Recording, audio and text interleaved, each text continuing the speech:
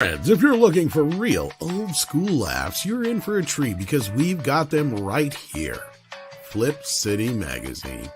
Remember Mad Magazine? Then it went woke? Well, don't worry. Flip City has no chance of going woke. That's right.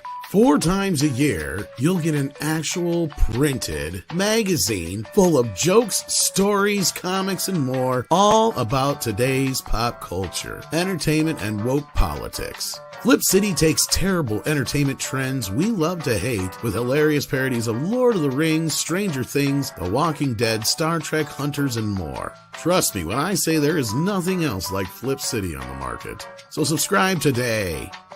It will be delivered in print, or you can even get it digitally if you're one of those wacky Zoomers. Either way, follow our link and sign up today, and if you put in midnight, you get an extra 10% off. Check out Flip City Magazine today.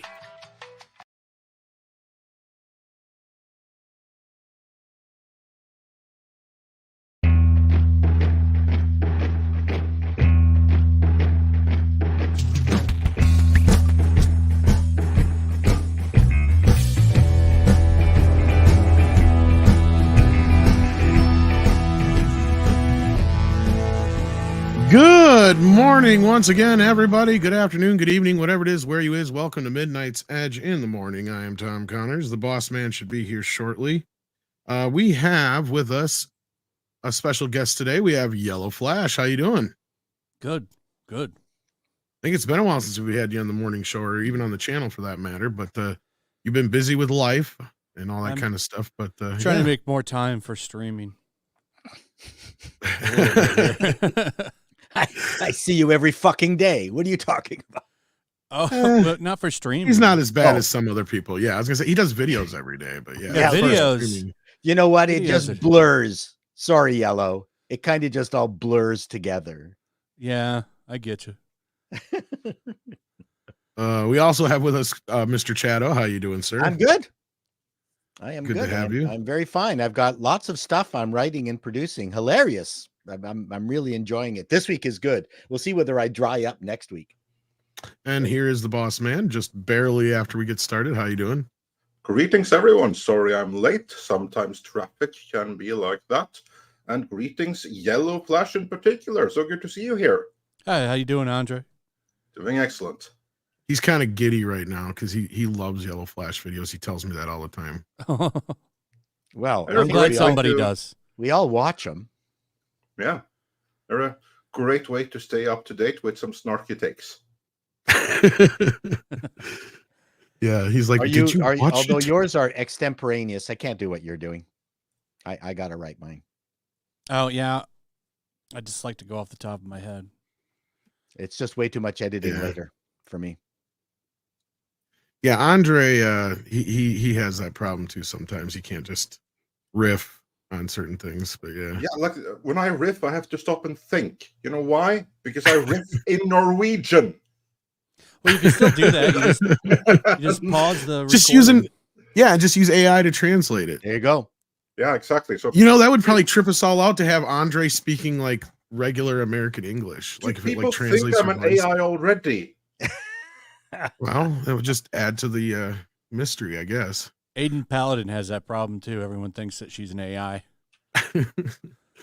But hello, everybody out there in the chat. Hopefully you're doing well. We've got some super chats already, but let's say hello to some of our regulars. We got Natasha swinging around a wrench, so look out for that. We got FKHC 2005, Shrap 3D, so many regulars. Josh Hammond, welcome to the program. Hit the like button, share out the stream. Thank you so much. I see Dr. Long Dongler in the house, Bucky Cat, so many more. Speaking of Dr. Long Dongler, he's already sent us in a thumbs up sticker for £1.99 to remind you to pound that 99. Yeah, I'll do that. Yeah.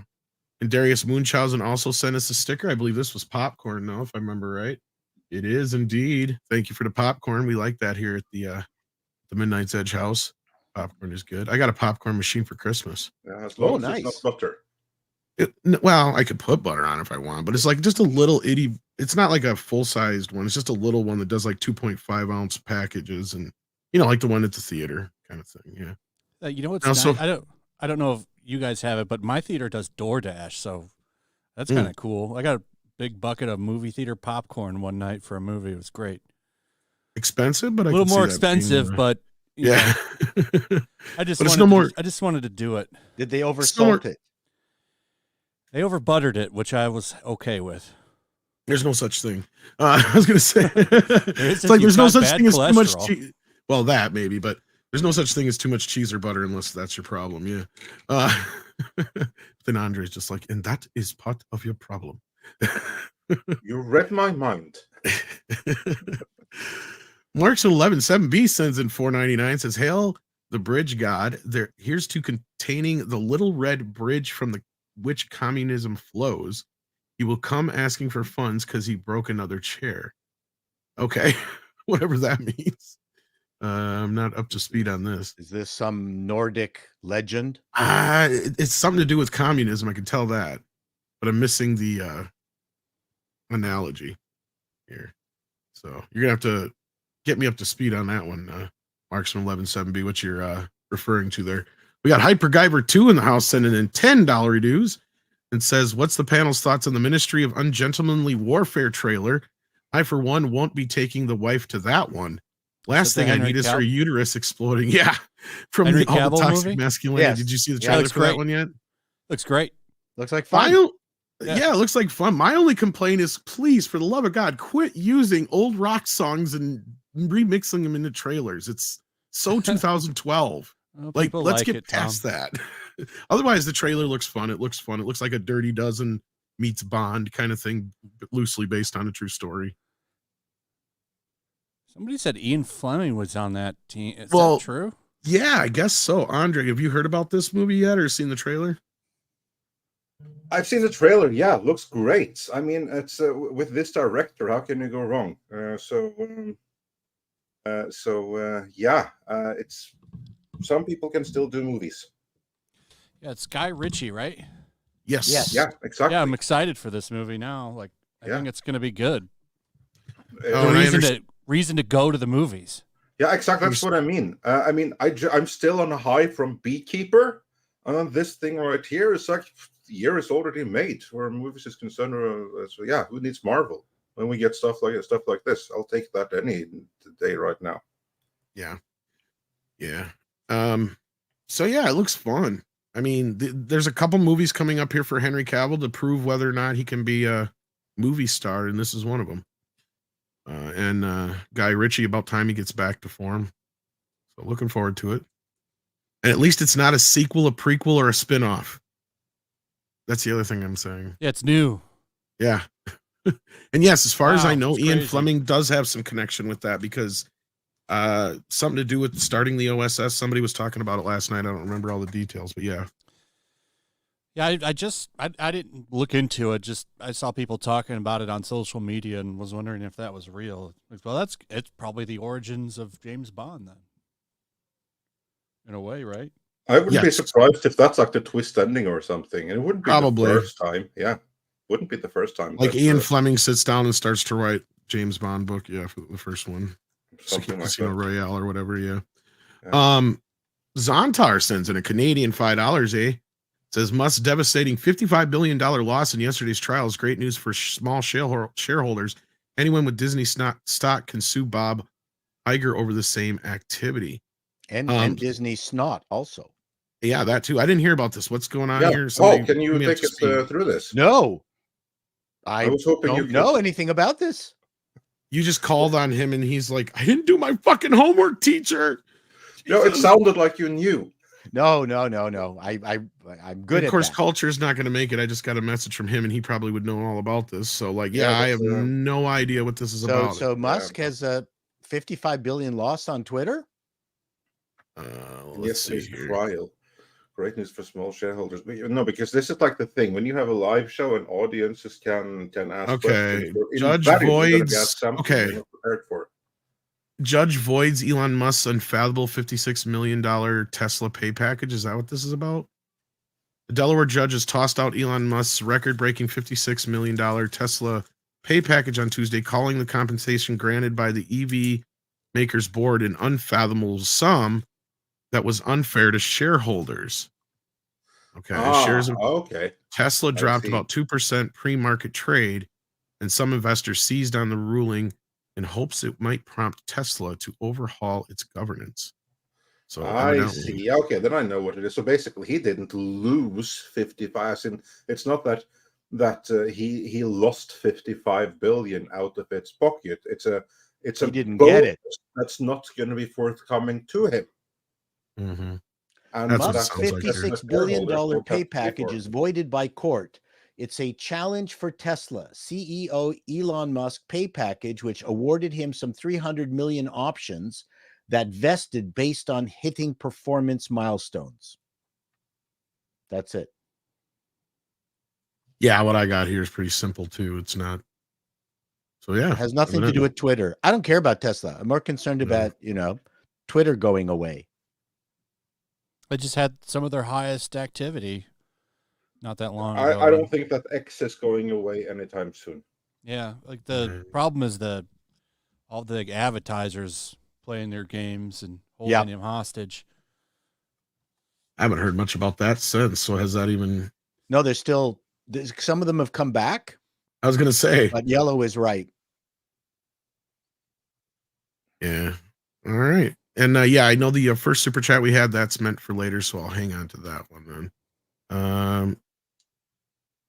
So Mars Needs Monkey Max says when Andre riffs, it's to Norwegian metal. Yes. Funny you should mention that, because I just got my tickets to Mayhem, so that'll be fun. And metalheads in the chat know exactly what that is. Kitty Bear sends us in a sticker here. I guess it's a pooper sticker. It is indeed. Thank you for the 99 euro. Or that'd be pence, wouldn't it? But thank you for that, Kitty Bear. And then we got Dearest. Is it just cents? Okay. Yeah.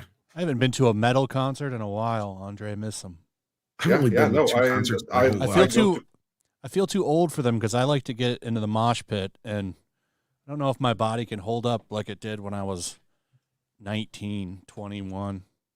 Well, I'm still built for the mosh pit, so I have no worries at all. So it's like fucking church for him over there, Flash. Like every other weekend, he's like, "We're going to see Rammstein." It's like, well, Rammstein have never been in Norway once without me being there in the audience. See. But I did miss the Norwegian Rammstein cover band Ramsun this last fall, as you will recall, and I'm still hurting from it. And that's the other thing. If it's not Rammstein, it's a cover band of Rammstein.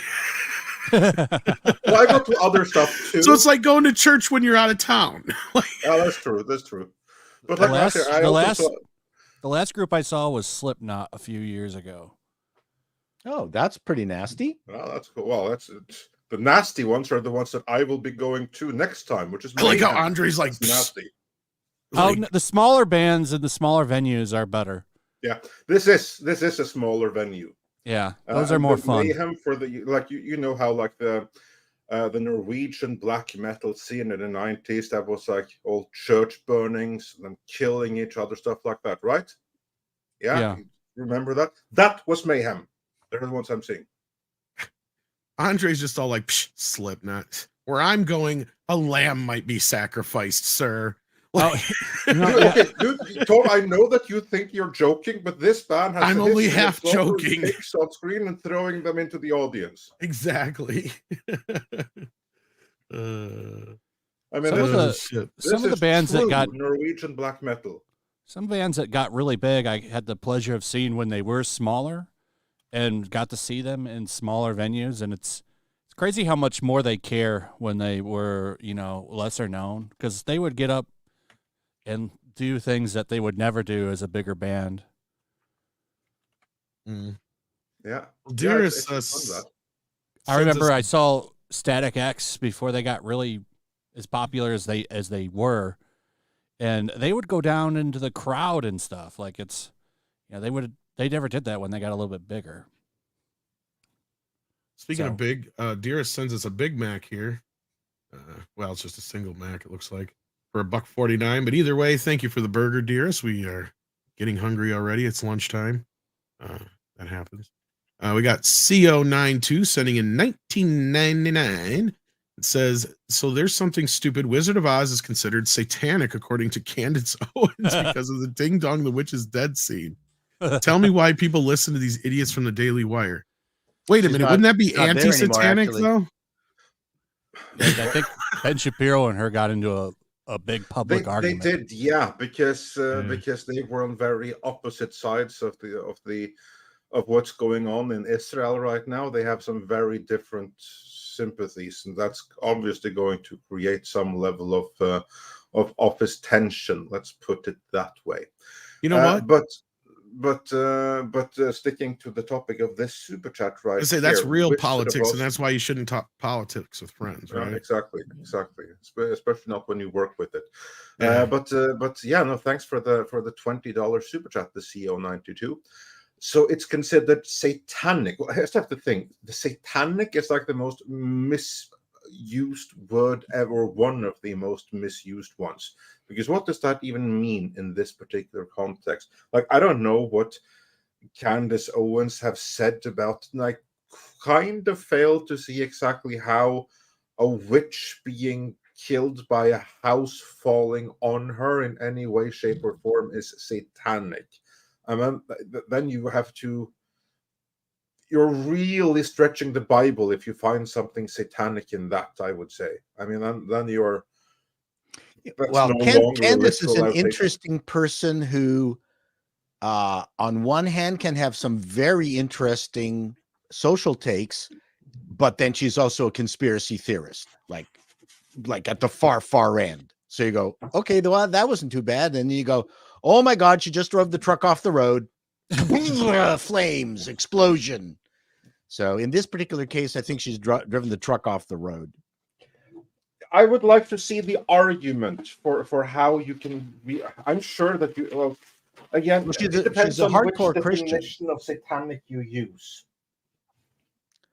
But Christians have a very interesting relationship with Satan.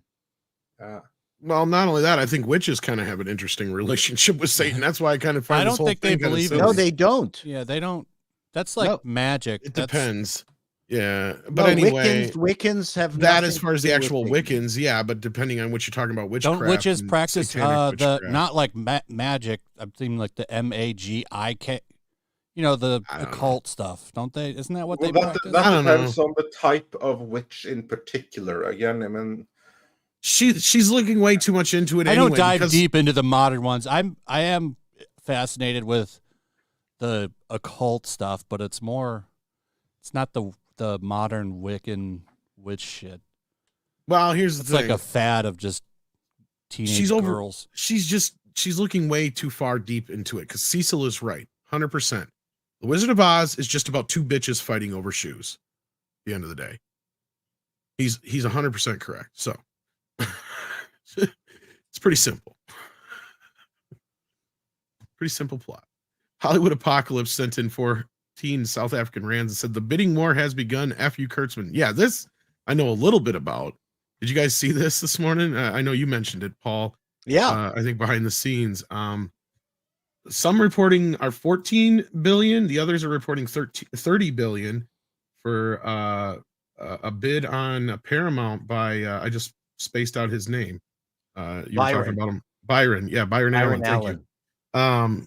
For Paramount, because this is right on the heels of Skydance last week, sounding very confident in their bid, and Warner Brothers a few weeks ago being in the mix of this as well. So, yeah, you guys have any comments on this? I'm just hearing about this for the first time. And I knew Paramount wanted to sell, but I didn't. Oh yeah. Basically, Sherry Wedstone's creating a bidding war because her stock ain't worth shit. That's why. But anyway, sorry. Paramount wanted to get rid of its publishing arm, which they were not allowed to sell. Were they not allowed to sell it, or did nobody want to buy it? No. It was people that wanted to buy it. Yeah, I was going to say because trust. I was just going to say it wasn't that nobody wanted to buy it. I thought that the people that wanted to buy it couldn't because it created a monopoly. That was the problem. Yeah, correct. Yeah, there was something to that, and my thoughts on the bidding war. Honestly, I I don't think it's going to happen, but I think it would be most beneficial for consumers, given that like ideally Paramount should stay its own entity, because we have had enough corporate mergers and stuff like that. Sadly, Paramount has been run into the ground by complete and total incompetence, and Shadi Redstone has not been able to fire those incompetents and replace them with good people. So here we are. And given that situation, I think that customers ultimately would be better served if David Zaslav were to take it over. For one thing, he has better brand managers under him. Not always, but I see a positive trend. And also, it would be really good for streaming, because then he would be able to merge Paramount Plus into Max and be rid of Paramount Plus, that there's absolutely no need for whatsoever. Right. It only confuses the streaming space. It only drives more people to piracy. It's bad for the industry that it exists. There's too many streaming services. Whereas if anyone else, literally anyone other than Warner, were to acquire Paramount Plus is still going to be there. They're still going to go heavy in on it, and it's just going to be bad for everyone. That's my thoughts on that. So yeah, and that was my initial thing that I had proposed as part of the reason he wanted to do this. Was he wanted CBS and the sports, from what I've been hearing. And as I put out there, I'm like, part of this could be if he buys, or that they merge with Paramount, then that kills part of their competition, because this far into the game, a lot of these other streamers should have fallen off by now. But the only thing keeping Peacock and Paramount Plus alive is their connection to the network.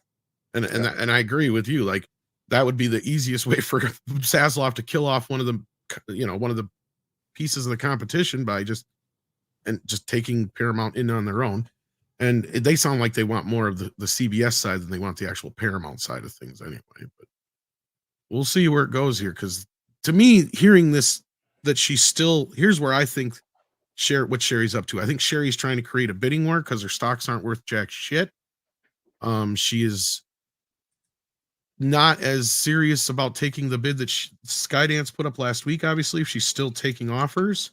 Byron Allen came back hardcore with this offer, because this is a huge leap from where he originally came in. I think it was pretty low. But I don't know which one's real. If 14 billion or 30 billion is the actual offer. 30 billion seems more likely, but I don't know if it's like a split up option, like with stocks or something like that, which I doubt Sherry's going to want. So I have no idea. I'd have to look into that part a little deeper, but Variety's reporting 30 billion. Everybody else is reporting 14 billion. So, that's the Byron Allen offer. Yeah, that's out of my league. I was gonna go in for the bid, but I'm done. Well, I'd probably take you over any of them, but anyway, still, like 30 billion. That's what the two company, or that's less than what the two companies were worth a few years ago. So basically, the value of both the old Viacom and CBS have eroded into the value of one of them. So it's been mismanaged into hell. So it's kind of like tragic that even if it were to sell for 15 billion or something, that's half of the value of just a couple of years ago. So it's so it's been a disaster. I can only hope for the best for audiences at this point. I mean, everyone else can kind of afford it. The most of the people, certainly in the management team, who are going to lose their jobs, they deserved it. Feel worse for everyone on the floor that's just doing their best. But at this point, all we can hope is the best for our entertainment. And I think that's going to be better served under Warner than anywhere else. Yeah, Paramount has done this to themselves. Yeah. Oh, yeah. Self-inflicted. This is self-inflicted. They had some of the biggest cable networks, some of the biggest franchises, and they drove them into the ground, right? Like, they could have been, like, in an alternate universe right now, they could have been the ones on top competing with Disney, but they fucked it up. Instead of Universal and Warner Brothers being the ones fighting for the, second place. Universal, well, at this point, made more at the box office than Disney. Now they have, yeah. Disney? Yeah. Yep. Now Universal, they've been kind of the little the turtle in this race all these years. They've just kind of stayed fast, and just continued to do what they've done for the past 50 years. and they've been the ones to come out on the other end of this looking the best. Their parks are just getting better and better too. Yeah, and now they're actually that's where they're taking the next leap now, Flash. Yeah, because with this park deal, they're going to make Disney look real bad. And just what I've seen of the Mario Brothers world that was already up, when they get this new one, more Harry Potter world stuff too, like they're expanding on that. That's really popular. Well, and imagine if that Star Wars exhibit was like the Harry Potter one. I know, I was bitching about that last night too. It's like, how did you buy two of the biggest franchises in the world? And I get it, in Florida they can't use Marvel in the parks because of the deal that Universal has already there. But how did you not build like an entire Star Wars park? Like, fuck building it in Disney World, build its own park, right? You could literally have a whole setting to each one of the movies as you walk through the park. Like I said, you go into the cantina from the first movie, right?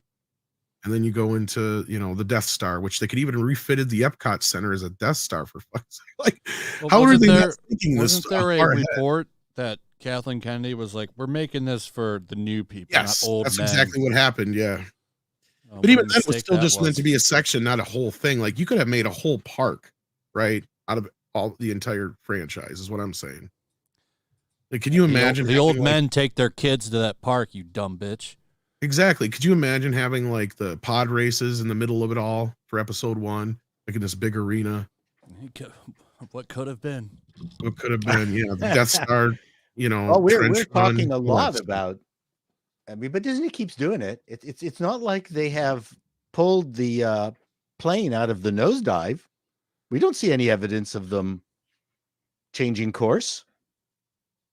No, and they could have every summer had like Jedi and Avenger Academy where you could bring in, and have people stay for like a week at a time or whatever and go through this whole experience and stuff. People would have paid for that shit, but no, they half-assed it, they cheaped out on it, and they still haven't made any money on it. But yeah. Anyway, about Paramount, getting back to the main topic. Anyway, let's get to the main story of the day, because that has to do with Warner Brothers, not with Paramount, but since Warner's bidding on, or at least put themselves in the game, let's say, there's some new news on the DC front. Not only do we have a new Supergirl, I don't know if you guys saw that casting. Nope. I'm out of it, man. Millie Alcock from House of the Dragon. House of the Dragon is going to be the younger version. Yeah, the one in the first few episodes. She's the new Supergirl. Yep. And then we have some other news to go off of that first. But first, I want to get everybody's reaction to that news, because that's, to me, the bigger of the DC news. But there you go. I'm going to pull up a picture of her. Right there. Oh, there she is. There. Yeah. Fine, I guess. I'm more concerned about that movie having all that Tom King influence than the actress, because that guy's awful. Yeah, that is my one reason to be worried about James Gunn. I mean, everything James Gunn has done so far has been all good all around, I think. Well, no, I wasn't happy with ending Henry Cavill, but given that it had to be done, by the looks of it, the new guy is great and everything, I understand the need for a reboot. I can move on from what was before, all of that. He keeps Peacemaker, which I'm cool with, because I freaking love Peacemaker. So then there's Tom King. Then there's Tom fucking bastard King. CIA agent. Who the hell knows what he did in the service? Can we call him Tom King? But I don't doubt it was anything good for anyone. And now he is helping James Gunn, being one of the main architects of the DC universe. And he's written, from what I understand, nothing but shit for DC. All the stories James usually Gunn have... thought that this was good. Yeah, YellowFlash, you know all this. Take us through the story, actually. Excuse me. All of Tom King's stories usually have, not just strong women. I'm talking like dominant women. Usually the men are really kind of subservient to the women. There was some panels that were just released from his new Wonder Mhm. Woman comic that people were talking about, and it's got these women just kind of dominating men. I really think he's got a BDSM fetish, and he likes to play this. I'm not kidding. Like, if you read his stuff, it's always got these just women and men bowing to them. And there's one that's really funny where Bruce Wayne is doing push-ups and Batwoman's like sitting on him and doing her nails. Here's a panel from his latest comic. Let me share this real quick. Yeah, I was wondering if you had that because I was looking for it myself. There you go. That's the one I was thinking of. Yeah. It's see the men on the we surrender. Just they just beat these men up all the time. This is That's a not typical nice. Tom King comic. Oh, and there's more to it. Yeah, this is even worse. Boys, you may stand. We're not worthy. And it's got these are like the descendants of the Trinity. So here's Batman and gay Superman. Oh, God, and this I was making fun of last night. They had so much, and we only have hope. Yeah, you didn't. This generation has no fucking clue, right? They are so far removed from any kind of sacrifices, wars, depressions, poverties that anybody's had to face in their lifetimes. They have no clue. What the hell is this shit? Yeah, I really do think he has some kind of fetish for this, and because it's all of his work. All of his work has this shit, and people praise this like it's amazing. And I have yet to read good Tom King shit. What wasn't he the guy who drew that comic where he, He's the writer. wrote the He's the comic writer. where you could like see Batman's dick or something as well? No, he didn't write that. That wasn't That's him. Batman. It's a black. I think it's Batman Damned. It's a Black Label series. It's like one of the oversized books. That's the one that had Batman's dick.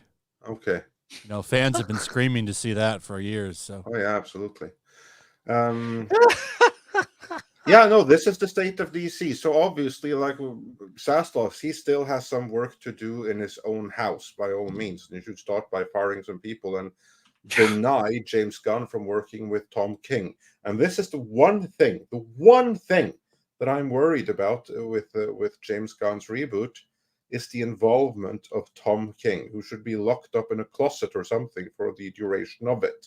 And instead, he's right there, whispering in James Gunn's ear like fucking Grima Worm. So what? Then James Gunn's not an idiot. So why? What motivated him to hire King? Well, you know what? Kevin Feige wasn't an idiot either until he was. If you look at the reviews for these books, people act like these are the greatest comics ever made, but they act like most of these modern comics are the greatest comics ever made. If you were to just go by critics of the comic book industry, like the mainstream ones, you would think we're in like a new golden age of comic books. Oh yeah, for sure. I mean, not everything is horrible. You've got all the woke characters. There's some good stuff out there. Creators. Ultimate Spider-Man was pretty good. Yeah. Wolverine versus Predator was pretty good, but yeah, there's some cool stuff happening on the indie scene. The Conan comics are better than they've been for 20 years. Yeah, they're not at Marvel anymore, though. That's why. I never knew how to pronounce Chato. Chicaheto. Well, and I wonder. I think he did the Ultimate Spider-Man. Are most of these people that Gunn has on this quote unquote roster, aren't they the same people that are basically working at DC right now anyway? Because he's taking over DC as a whole, is he not? Like, that's my understanding. Him and that other guy. Yeah, Peter Safran. Because that's the whole thing, though, is like he's not only been promoting the movies, he's been promoting books, he's been doing everything when it comes to DC as far as like amping and, hyping it up or whatever. So, like, I wonder if a lot of these people are just on the roster just because they're in the room. But like you guys said, at the end of the day, James Gunn gets the final say. Because my biggest issue with this casting is like, I looked at it and go, holy shit, it's another white person. And she's blonde. Like, wow. We actually don't have more, DIE fucking casting when it comes to fucking superheroes. That's one thing Gunn has done so far with Superman in this, is he's cast people that look like the roles usually are in the comics. Now, it's my understanding that he's doing a much younger version of Supergirl than we're used to, which I'm semi okay with, because in the history of the comics, to my knowledge, Supergirl has always been younger than Superman because the way the story works, she was older when he was a baby.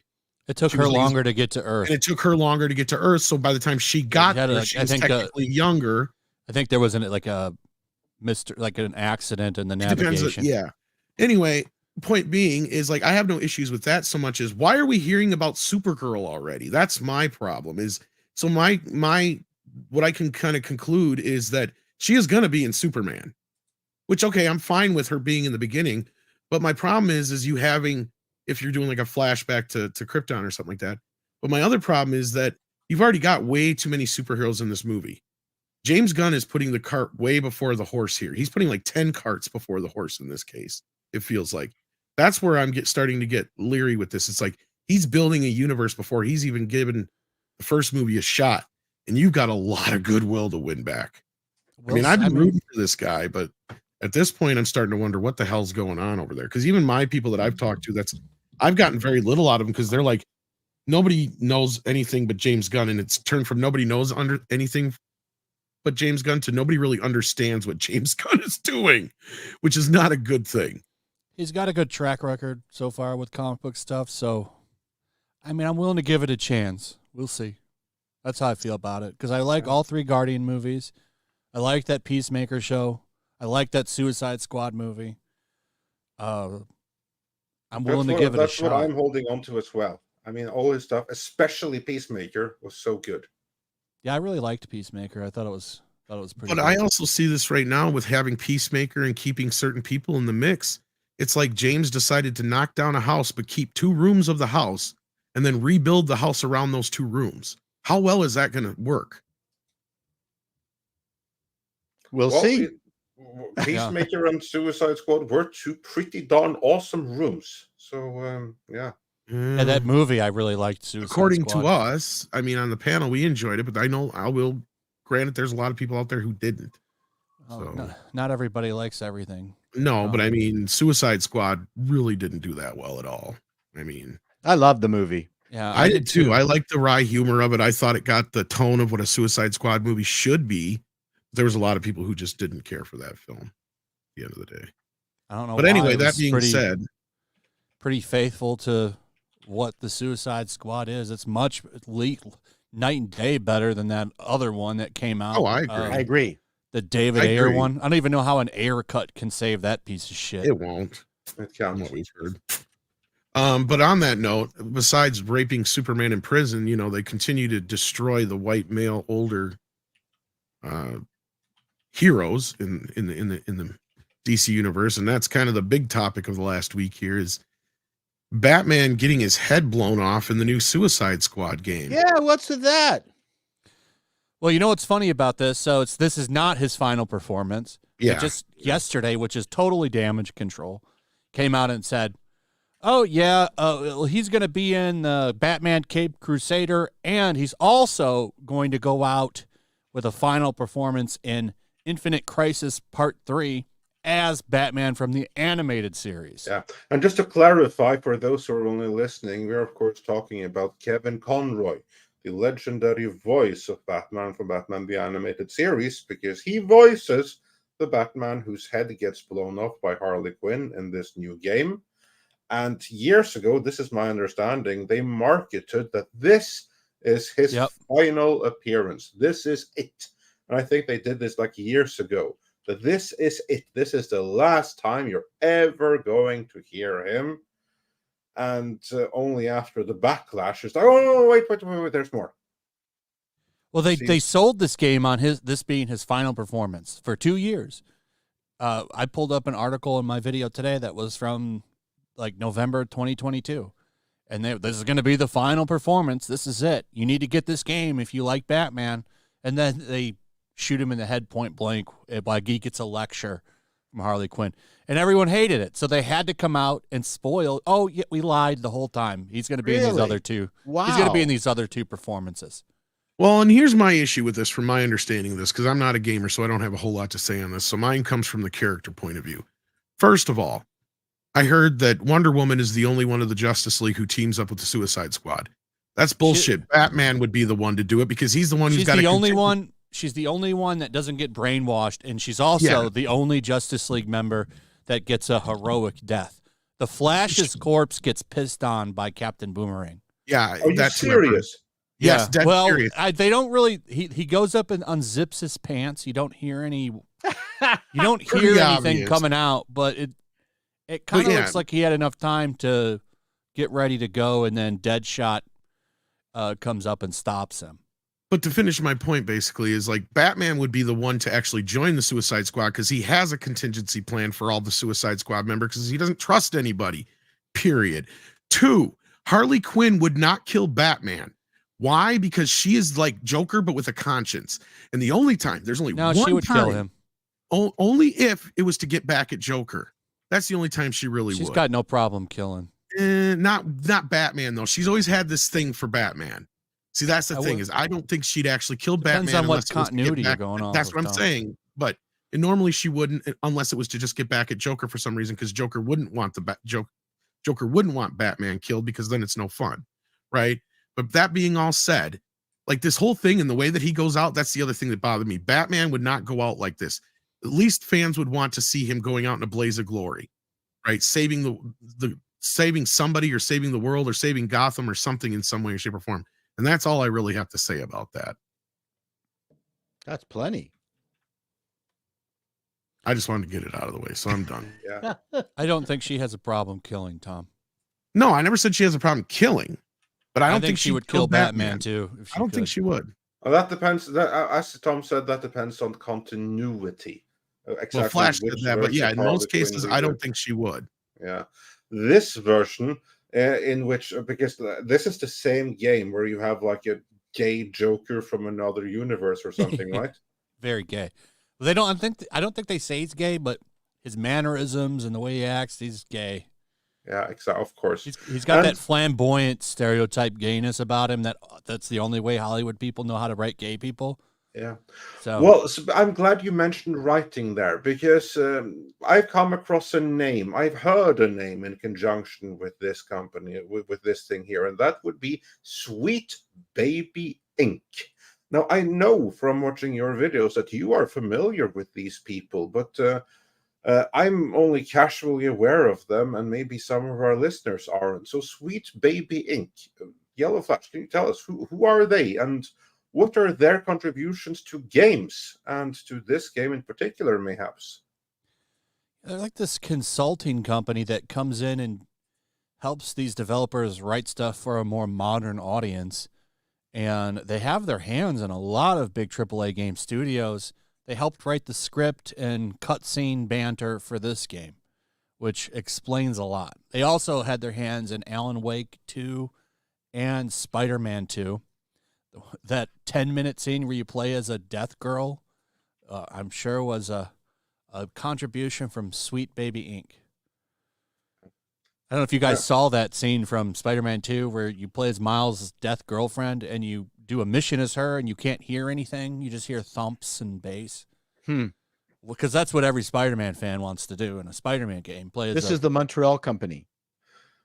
Yes, yeah, I found their web page right here, actually. For those of you who are watching, there's now suddenly colors associated with the trans flag on screen. And this is the website of Sweet Baby Inc.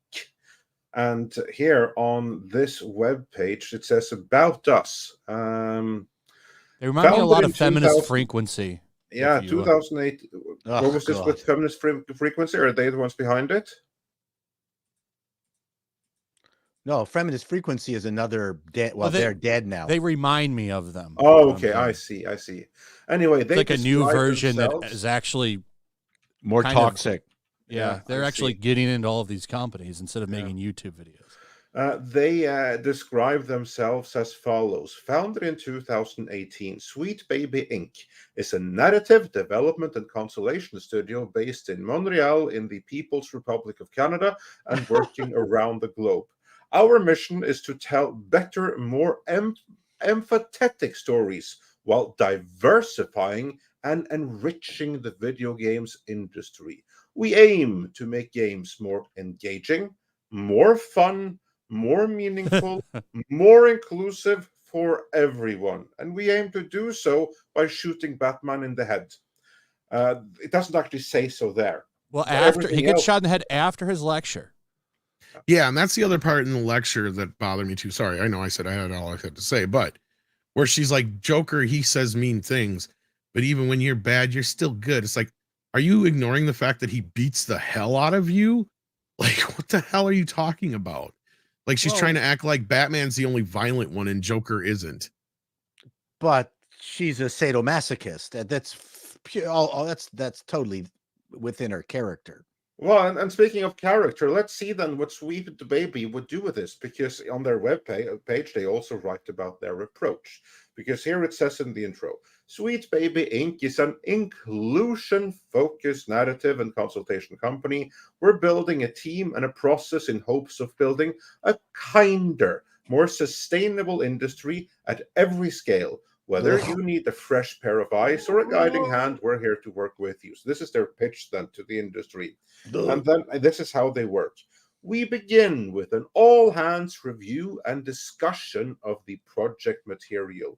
Everyone at Sweet Baby sees your project and shares their thoughts, feelings, and ideas. You know, like that scene in RoboCop 2, where RoboCop is in for repairs, and you have like this board meeting where people talk about his negative role model. He needs to do this, that, and they basically ruin him. That's what I imagine when I read this. Moving on. We do this because it kicks the project off with a multitude of perspectives, beginning a conversation that ensures the work is richer and more resonant before it's even put to paper. We then create and complete narrative deliverables by keeping the player in mind, fucking liars, with a focus on user experience and emotional design. We aim to consult with honesty, transparency, and a conversational approach to help find the best direction for your project. Again, this is for game developers like Rocksteady. So they are the ones that would hire this company right here. And I'm like, wonder why not just go all the way and hire Anita Sarkeesian right away, because you get the same end result, wouldn't you? Pretty much. The company is run by a white dude. Is that true? That Somebody I in don't the chat know. just said. That's funny. What I think is funny is they started in 2018, so they started at the ass end of this woke crap. And So they're definitely trying to create Montreal is a very big hub for a lot of video game development, because the Quebec government provides huge incentives for video game companies to locate there. Ubisoft is there. I was on the street. An about us here, so we could see like who runs the company and stuff. Because I don't want you to know. Yeah, that's kind of it's a like hidden what I'm feature. thinking. I see contact. their- That's not about us. Go to their projects, Andre. Yeah, sure. Projects. Let's see what I've been we there, have yeah. here. Featured project Sable. Sable is an open world exploration game where you're free to go wherever you want to discover who you are. All right. We wrote the game, bringing Sable's inner voice to life and adding dimension to the incredible cast of characters she meets on her journey. Winner Best Narrative to the year 2021, PC Gamer. I understand that PC Gamer isn't that great a magazine anymore. And here you have announced projects. Here you have Alan Wake 2, Battle Shapers, Breeze in the Clouds, Contraband, God of War Ragnarok. Oh, another Ragnarok project with this It one shows is you out, what they isn't it? did with the projects when you hover over them. Let's see. We worked on narrative and character consultation with a focus on representation. So yeah, bring on more Black Lady Earls, I guess. In the Suicide Viking Squad era. down there at the bottom left. Well, let's see here. While you're bringing that up, we have another There we go. guest joining us as well. Ark, how you doing? Muted. He's muted. Yeah. Sorry, I was talking to my wife. What was the question? Not you. Not you. Oh, You were all the way. Okay, you can go No, back we to were sleep. joined by Ark, who is still muted, or he joined us while not among the living. All right. Well, he should be by shortly. we would so think. so the point ultimately is, why are these companies letting this interloper do all this stuff? This is all ESG, I take it. Of course. Yeah, that's what it's all about. It's getting that ESG money, a lot of their stuff. At least that's my thoughts on it. Because why else would you bring these companies in? That's what I was saying. They're starting at the ass end of this deal, right? Like we're getting to this point where a lot of them are trying to move this shit out. But I see not so much. Not so much. They're changing the name of it in a lot of cases. CD Projekt Red did an interview with, I forget the name of the magazine, but it was picked up by Game Rant. Now everyone's talking about it, where they're talking about the Witcher 1 remake and how they're updating that for modern audiences. They're taking on a lot of the problematic things, such as Geralt's sexism that's coming out. He's not going to be so heavy on, womanizing and keeping trophies from the women that he slays. Like he's going to. And Project Red is going to let them get away with that? They're encouraging it. Fuck. Yeah. Well, that's I had high hopes for Project Red. Then you have to deal with this. Yeah, CD Projekt came out a year or two ago. There's a whole video of them talking about how they're making their games ESG friendly. It's a whole video. Wow. It's like 5 or 10 minutes long of them going over their previous games and why those qualify for ESG and the things they're doing moving forward to help get themselves more in line with ESG values. Yeah, fantastic. But there is one piece of really good news here, because you know what I don't see on this list here that this horrible company is working with? I don't see any Warhammer. That's a good sign, isn't it, Arch? Is that my cue? I thought so. Welcome back to the show, my countrymen. So glad to have you back again. I'm gonna put that link in the private chat if you want to watch that later. Yeah, please do. Yeah, there you go. Well, that's their website. You guys said they made the Joker gay in this game? It's a multiverse Joker. I don't think they say he's gay, but he embodies that Hollywood gay stereotype, the way he acts and talks and dresses even. I saw a cutscene, and he is very obviously gay because he is. There's a scene where he's dancing and he arches his lower back out. We've already had gay Joker way back in the 60s. Like, yeah, but that was then. He's not gay. No, it was a joke. Now, Batman and Robin at that time, now that's a different conversation. Different, but no, he was pretty kind of flamboyant too back then. Caesar was, but anyway, the comics were flamboyant. I mean, yes, I know. I'm just picking on him. That show was actually pretty faithful to Silver Age Batman and Robin. It was, yes, yeah. That's what I pointed out. Well, that's why I actually stick up for Batman and Robin. It's like, is that of the modern era? No, but it was definitely a representation of that 50s era Batman comic. They were paying tribute to that era and trying to capture that, thinking that's after, revolutionizing the character and making him dark and stuff. We're going to go back to that. That's at least Joel Schumacher apologized. Sweet Baby Inc. ain't never going to apologize. I guarantee that. No. But anyway, so what more is there to say about Batman getting his head shot off by the woke crowd? I'm not playing the game. Yeah, I would. Yeah, I watched Mahler play it for a couple of hours yesterday, and it looks like a live service game that they call it a bullet sponge. So you just have to pump tons of ammo into these characters that don't die. I've seen these games before. I'm just not interested. They're designed to get you to buy in-game currency. Yeah, Copsy D. Phil, if I'm saying that right, sends in 10 and says Harley showed more emotions when Wonder Woman died than when she shot Batman in the head. A man who has always been trying to help Harley get away from the Joker and be a better person. See, that's what I'm talking about. That's the version of Harley I know, where she's always kind of had a thing for Batman, even though she's with the Joker. It's just the only time she would probably hurt him is to hurt Joker, in my opinion. But again, I don't know the modern takes on the character. I know they've turned her all lesbian now for. Batman does try to help her become a better person. He helps everyone. I had her over for dinner the other night, but she didn't mention Batman at all. You can't have a man saving a woman in modern media. That is simply not done. It's not Correct. allowed. I think it was in Batman the Animated Series where she gets out on parole and he is watching her and well, he that's sticks my up for Harley, her right? and helps her because she got manipulated into something, and he puts in good word for her to get her a lighter prison sentence. Well, that's kind of Harley in a nutshell. She was manipulated by Joker to the point where she went psychotic, basically. But that's my point. She's always kind of on that edge, where Joker's on that other side. She's just quite on the edge of, she still has some morals. She's like the Joker with a heart, but not quite like a black heart. Because she's like, I agree with you. She will kill people, no problem. Yeah. But anyway, okay. She's a very bad babysitter. I just want to say, don't tip her. But I've always kind of viewed Harley as almost a little bit of a mini representation of Gotham. Like, she's clearly corrupted. She's clearly doing evil things. She can kill people.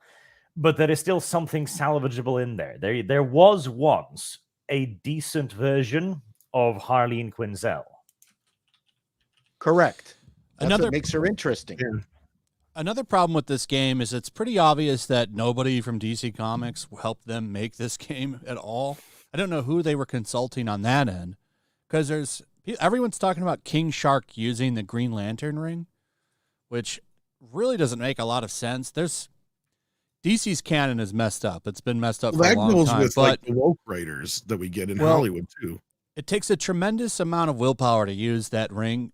Green Arrow and Batman have used it, and Green Arrow passed out from making one arrow with it, and Batman can barely use it, but King Shark, I'm sure, that's the guy that can create a construction of a giant great white shark and have a full Green Lantern suit on. Like, it just doesn't make any sense. That's a big mistake, in my opinion. Well, this is the problem, Flash, right? Like, to get these group of people who are, their main concern is, the message first, then everything else. And they even put together these groups of nerds who are supposed to help them with continuity and other things like that. And then they just turn around and ignore them, because they don't want to be told they're wrong or they can't do something, right? So that's where they come in with this very cursory or no knowledge whatsoever. And we've talked about this before. And we've seen this in Film Threat's recent report, as Andre dropped a video on yesterday, right? Like, this is basically what the industry is now. Anybody who knows anything about this stuff, or even cursory knowledge of even basic storytelling in some cases, is completely washed away because they're a problem, even if they are black or gay or whatever. Because look at the situation with Walter Mosley over on Star Trek Discovery and how he was ostracized out of the writer's room. And they were like, what was the problem? And he's like, well, I called them and they told me that, or they called me and said that they didn't feel comfortable with me being in the writer's room using the N-word. And he's like, I am the N-word in the writer's room. Yeah. He's like, what the fuck is this? So he even got kicked out just for saying something that happened to him because he used the N-word. And he's a black man. Yeah, black man saying that because that triggered the white people in the room. So he got HR sicked on him. That's Hollywood today, and sadly it's the gaming industry too. And that's kind of like I wonder, why the hell are anyone still playing modern games? And what got me was a conversation we had over at the H-Cast with Echo Base, where the game that they looked the most forward to this year was the remake of Final Fantasy VII. And I pointed out, so your most anticipated game this entire year, with all the AAA titles, is a PlayStation 1 remake. I think that's pretty indicative of the state of gaming today. Mm-hmm. Which is why I say that I'm going to be celebrating this game right here by playing the Super Nintendo version of Batman the Animated Series, because there you actually get to play as Kevin Conroy's Batman, and it's super fun. The game is on the Sega Mega Drive too, but that game is actually much, much harder than the Super Nintendo. So hard that it's not even fun. But yeah, it's a different story. Retromeister sends in $10, thank you, and says Kevin Conroy's Batman ended with Arkham Knight. Rocksteady is living the Dark Knight movie, quote, by listening to the serpent that is Sweet Baby Inc., aka Real Suicide Squad. Need I say more? Yeah, no, that makes complete sense.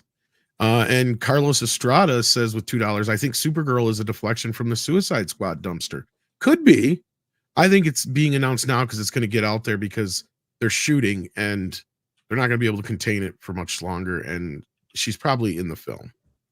Yeah, probably. I mean, there's no other reason why you would cast her already.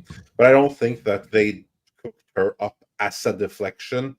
No, this is what you call a coincidence, that she was happening anyway, regardless of this game right here. But I do hope that that the earnings for this game is going to be a dumpster fire, and that the studio really takes a bath on this one. Really hope so. Like, no one should be paying for this game with something so disrespectful. And yeah.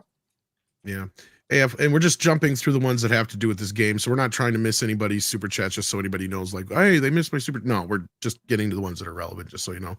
AF Watcher 88 sends in $1.99, says, I'm guessing Suicide Squad killed the Justice League happened because Emmer bitch. Who's Emmer bitch? Not Emmerich? Kind of is that who he's talking about? Toby Emmerich? That would have been way long ago. Yeah, that would have been way too long ago.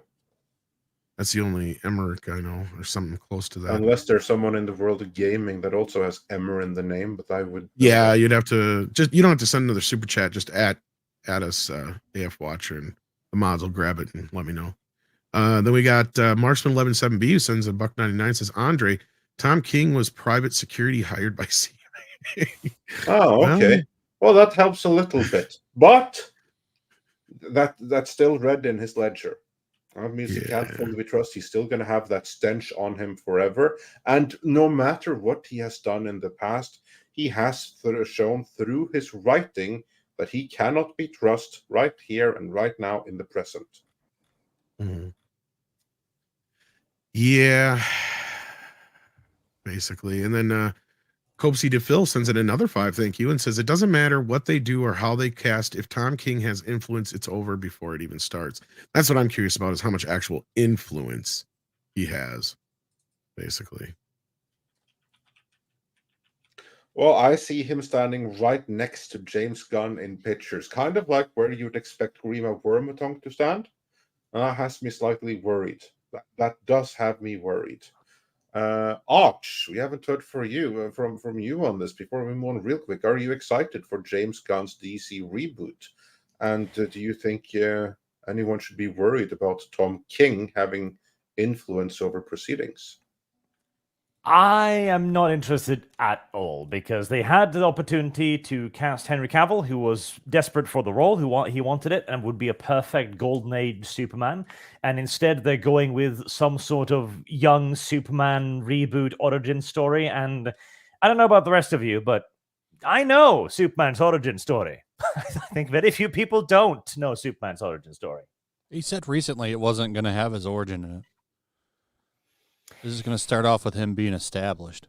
Yeah, so it'll start off like him already in Metropolis and stuff. I mean, he'll probably learn a bit about young Superman, so I'm not sure. Well, I mean, he is a younger guy, but he's not much different age than Henry Cavill was when he was cast too. And I get where you're coming from. I heard it's going to be a car crash and Hulk will accidentally drip blood on him. That's gamma radiation. That's my thought. You're probably right. Now you sound like one of those normies who, why isn't this so and so showing up? Like, because it's a different universe. And then Copesy DePhil has another one and says, thank you again for the 5, and says Superman is going to feel like a side character in his own movie. Well, I hope not. There's no way you can focus on Superman for more than 30 minutes with so many heroes. I hope they're just throwaway cameos in some kind of. Well, I mean, Gunn really likes his full casts. I mean, that he does. I mean, he can juggle them, but no, right, true. But he really, I don't think I've seen anything from him which doesn't have, 5 to 10 major. He kept it sort of close with Guardians of the Galaxy. What did he have only there? 5? You had Groot, you Yeah, had and then by the time you get Raccoon. to 3, it's a little more concentrated. But yeah, Well, I actually, would then also consider point out Guardians. one Look thing. at Guardians 2, a ton of characters from the comics there, and yet none of them were overwhelming in screen time, and he still made it work. yeah. What would be the natural focus of a modern day movie about a quote young Superman in Metropolis with multiple characters? That's my question. You want my opinion? Lois Lane. Yeah, Lois Lane, and Exactly. more Clark Kent and less Superman. Because we just saw this okay in with the that, Napoleon actually. movie, where Napoleon was barely a character. He was a side piece to Josephine. I could absolutely see a Superman movie in which Superman is a side character to Lois Lane. I could I'm see that guessing- if Kevin Smith was making it, but not James Gunn. Sorry, Flash, I'm go guessing ahead. from the name, it's and all these characters being in it, and he said the focus is going to be more on like a Clark Kent reporter story. It's probably going to be them seeking out these people to ask about him. So, I mean, for me, and I mentioned this in, I can't remember which review lately. I think it was like my re-review of She-Hulk, is that people have forgot about entertainment, and that if you, and when you're the, who's the guys, the ringmaster in a circus, it's all about the entertainment. And it goes back to what Bill Bixby said with regards to his version of Hulk, is that he said Hulk has to appear twice every show. And I mentioned how they reversed it out of She-Hulk, whereas in the Dan Slott comics, the law firm actually said, no, you can't be She-Hulk in the firm. So what happens in that comic is very similar to the Bill Bixby one, is that when she does become the Hulk, it's a joy, a surprise. It's fun. You're waiting for it. You're anticipating. And Marvel, in their infinite fuckdom, has everybody in their goddamn super, persona. So we're not anticipating the moment when they change. It's like such a fundamental, simple thing to do. They just have no idea what it's like to be, an entertainer. I'll give you another one. Difficult. I'll give you another good example of what you're talking about, Paul. I mean, basically every single time Christopher Reeve would grab his shirt and go, and you'd hear bum bum bum bum bum bum, yeah, bum bum bum bum bum bum bum, and you get jazzed up because you're like, here he comes, he's gonna be Superman. Yeah, exactly. No, I get you 100%. No, that's my point. Captain America is dressed like Captain America all the time, or Hulk is Hulk all the time, or so it's so. Boring. It drives me nuts. It's always driven me nuts. Same thing with Batman. I mean, you anticipate, especially in Batman Returns, because there's a big patch there where he's not Batman. And so when he comes back as Batman at that, I agree. Last half of the film, it's a nice to see him back in the bat suit again. Yeah. So, I want to see Clark Kent, and then I want the opportune moments where he needs to be, Same thing with the first Batman, actually, because I mean, you actually spend less time with Batman, I think, in the first Batman movie than any of the other films, if I'm not mistaken. Maybe the second one. I'm fine with that. But yeah. But anyway. I think less is more with characters like I'm in some cases, in agreement. Yeah. Same thing with Spider-Man, right? Remember the first time we saw him in the costume in the film? Like, it was a big deal, right? To me, it took a while to get there, too. Yeah. Yeah, exactly. 40, 50 minutes into the movie. Yeah. He was running around in the pajama one for a minute. Yeah, for a little bit, but not long. Being a live performer, one of the things you do is you build your live show so you get, a really big hit at the very end. And Marvel confuses overdone CGI as the big ending. No, exactly. You end with Purple Rain, you don't start with it. Pardon me, what? Said exactly. You end with Purple Rain, you don't start with it. Yes, correct. But he's got enough songs that he can start with whatever he wants. But and they just don't know showmanship, which is what drives me nuts. No, you're fine. I was just helping your point there, Paul. But anyway, we're gonna be losing Flash very soon. So we got a super chat from here from Tomac. Sends in 20 smackaroos. Thank you for that. This is Flash. How much co-op do you think journalists will need to cover Stellar Blade? Gotta love that perfect character assets. What's Stellar Blade? I'm not even familiar with this. So this is I think it's made in South Korea, not Japan. Oh, okay. But So it's not a weeb thing, quite a weeb thing. They have a very beautiful woman. She's very slender, right? She's one of those wear her organs types. Already problematic. Okay. A lot of people were calling the game problematic and saying that this isn't what women look like anymore. This is 2024. So they released a thing showing them motion capturing her. And, you know, she does look like that. And it pissed off a lot of the people that were covering the game and calling it out. So it was funny. I think that game will probably get bad reviews because they don't like female characters that look like her. And what's crazy is there are women that look like these women, and they act like they don't exist. It's crazy how, like, by saying they're tackling sexism, they're kind of being sexist. Oh, that's typical. Yeah, like acting like women don't exist with large breasts, and that there's no slender women, there's no petite women. Like, these women aren't real, and they are. There's a lot of discrimination against attractive women. Like, yeah. I've seen that. Yeah.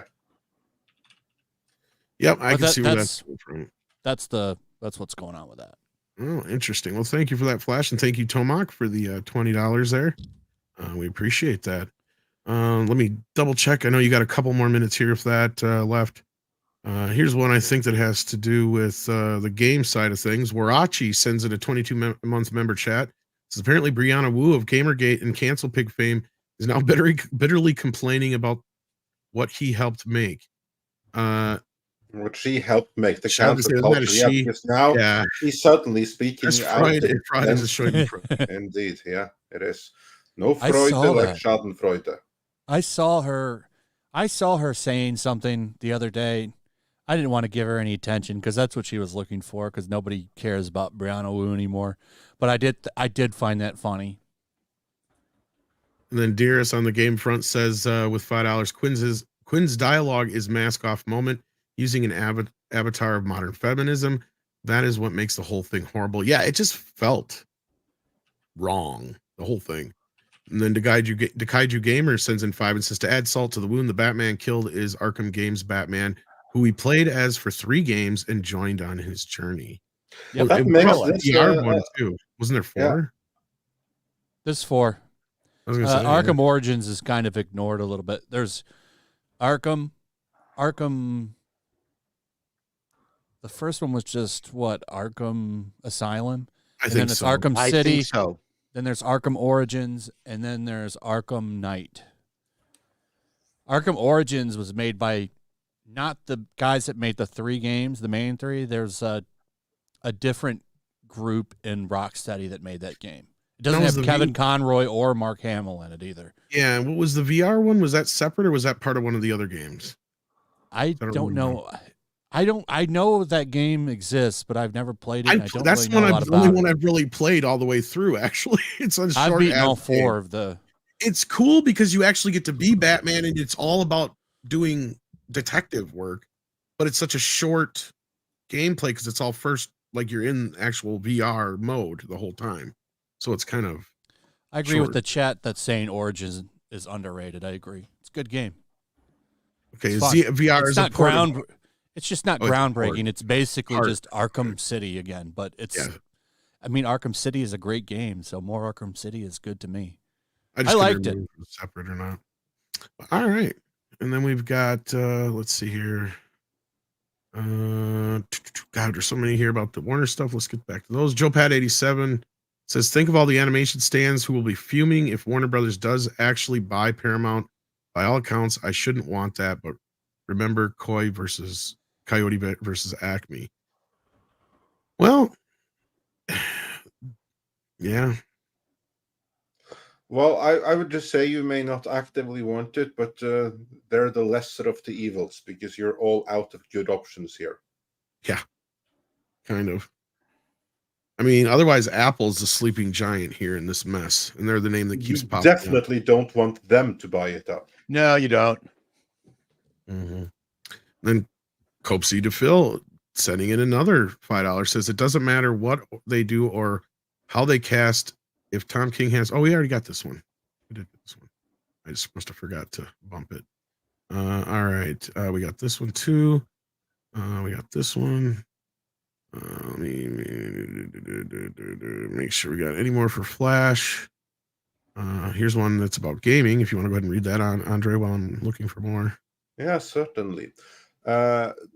Cope Sidafil says for $2, Resident Evil 4 remake almost won game of the year, which only goes to prove the point I was making earlier. There you have like another remake of, I don't know, what's Resident Evil 4? Was that PlayStation 1 or PlayStation 2 era? GameCube is what it first came out on, and then it went to PS2. Yeah, but I'm sure that that Resident Evil Part 4 never came out on GameCube, did it? That would have come out later. Yeah, Resident Evil 4 did. It launched on GameCube, yeah. Oh, okay. It ended up pissing off the director. It started a bunch of drama with the director because I think it's been a while since I've looked at this, but he was mad because they ended up putting it on PlayStation, and it was supposed to be on GameCube only. Yeah, for a while they had that exclusive deal or whatever it was. Okay, either way, so then we have something that was a remake of a would-be GameCube exclusive that almost won Game of the Year, which again only goes to show that, if anything, the modern-day gaming industry is in a worse state than Hollywood. I really liked I've liked all of the Resident Evil remakes so far, except the third one. No, I'm not saying a bad word about the remakes, but the point is that when the remakes get this much love and attention, then by comparison, something has to be wrong with all of the other games. That's kind of like my point. I mean, it's kind of like the music industry right now. Yeah, but that's what but you should be more interested in this game we're talking about right here for completely different reasons. Whereas a Resident Evil 4 remake or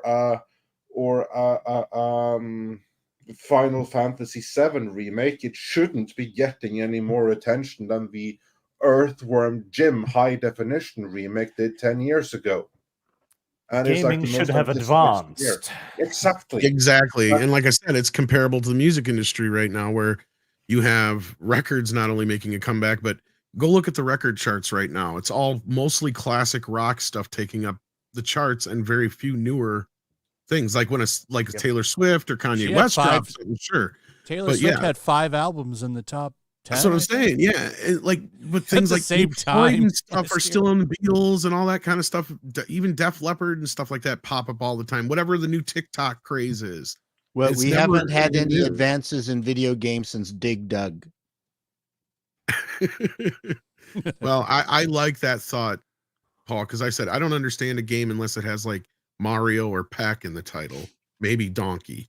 That's about it. So I have this argument with my son, although I think he's come around. When he was a COD player, I said all shoot 'em ups are essentially the same thing.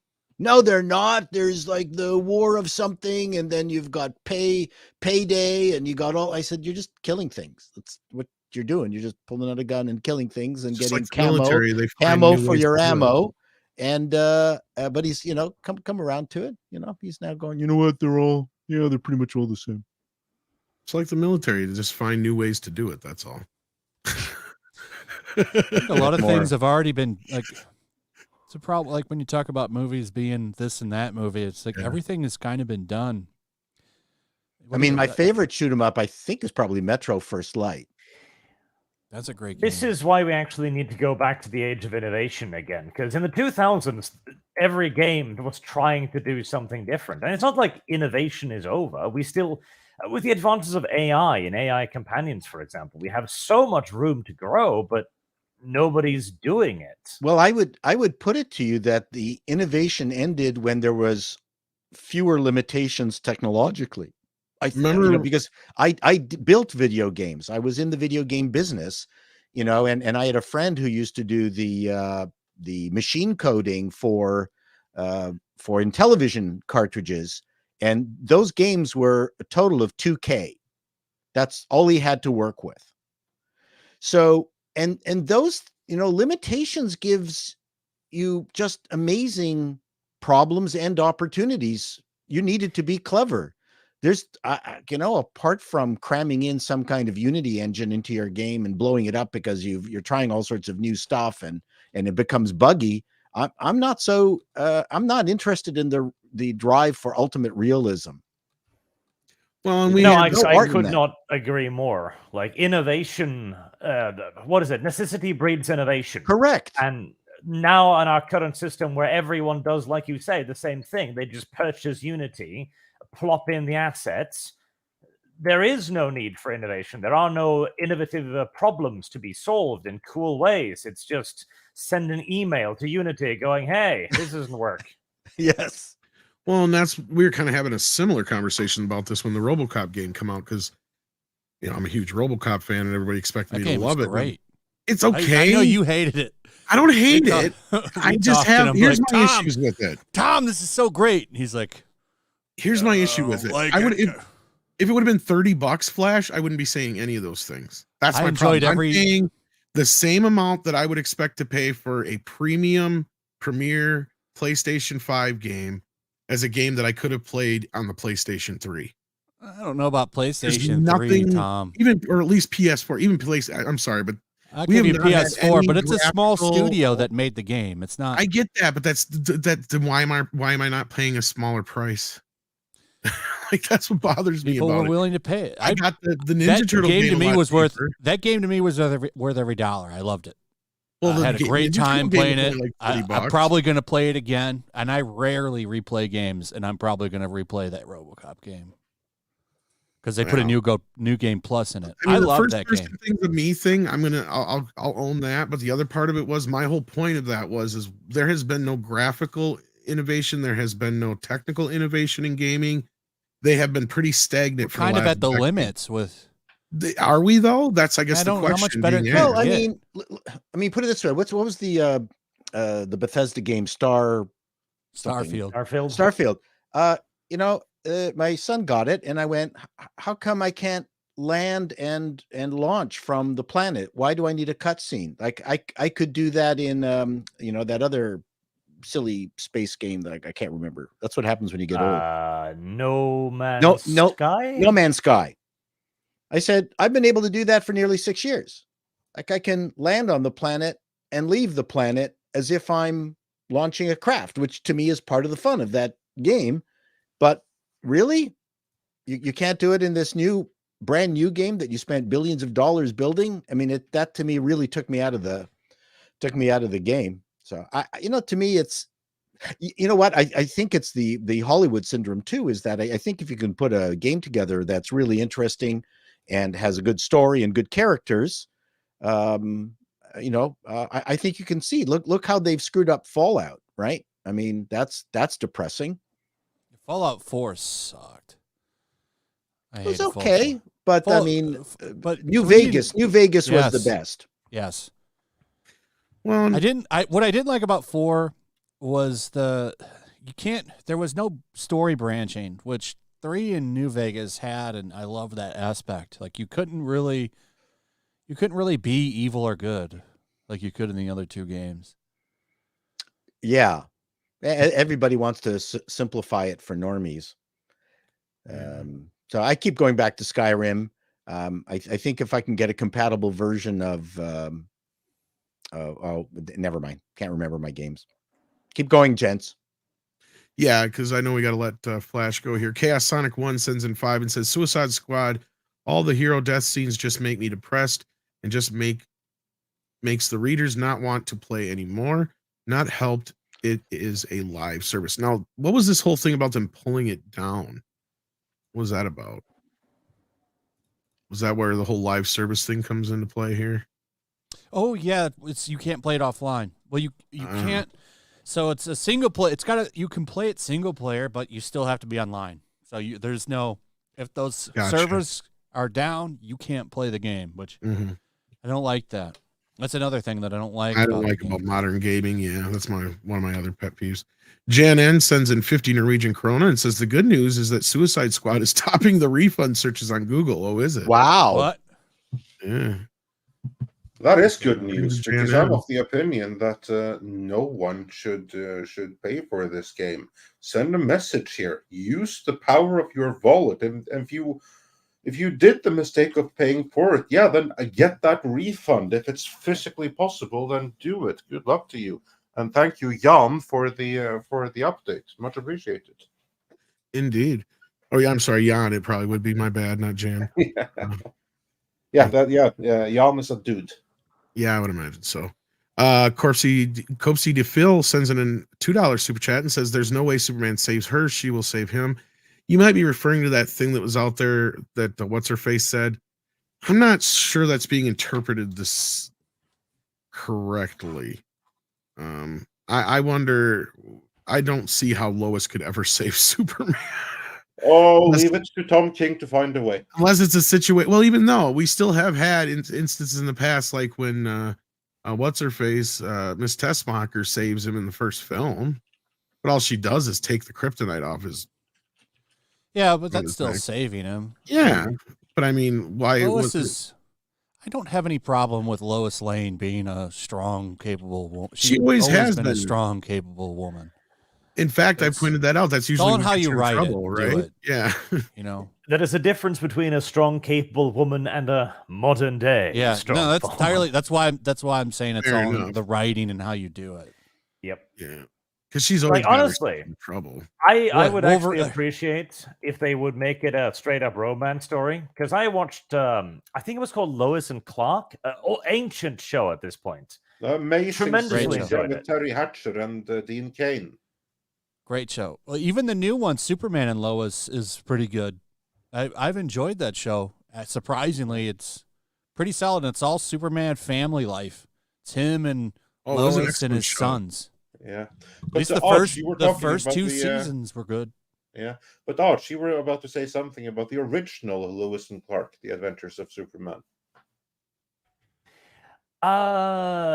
Wasn't that what we were talking about?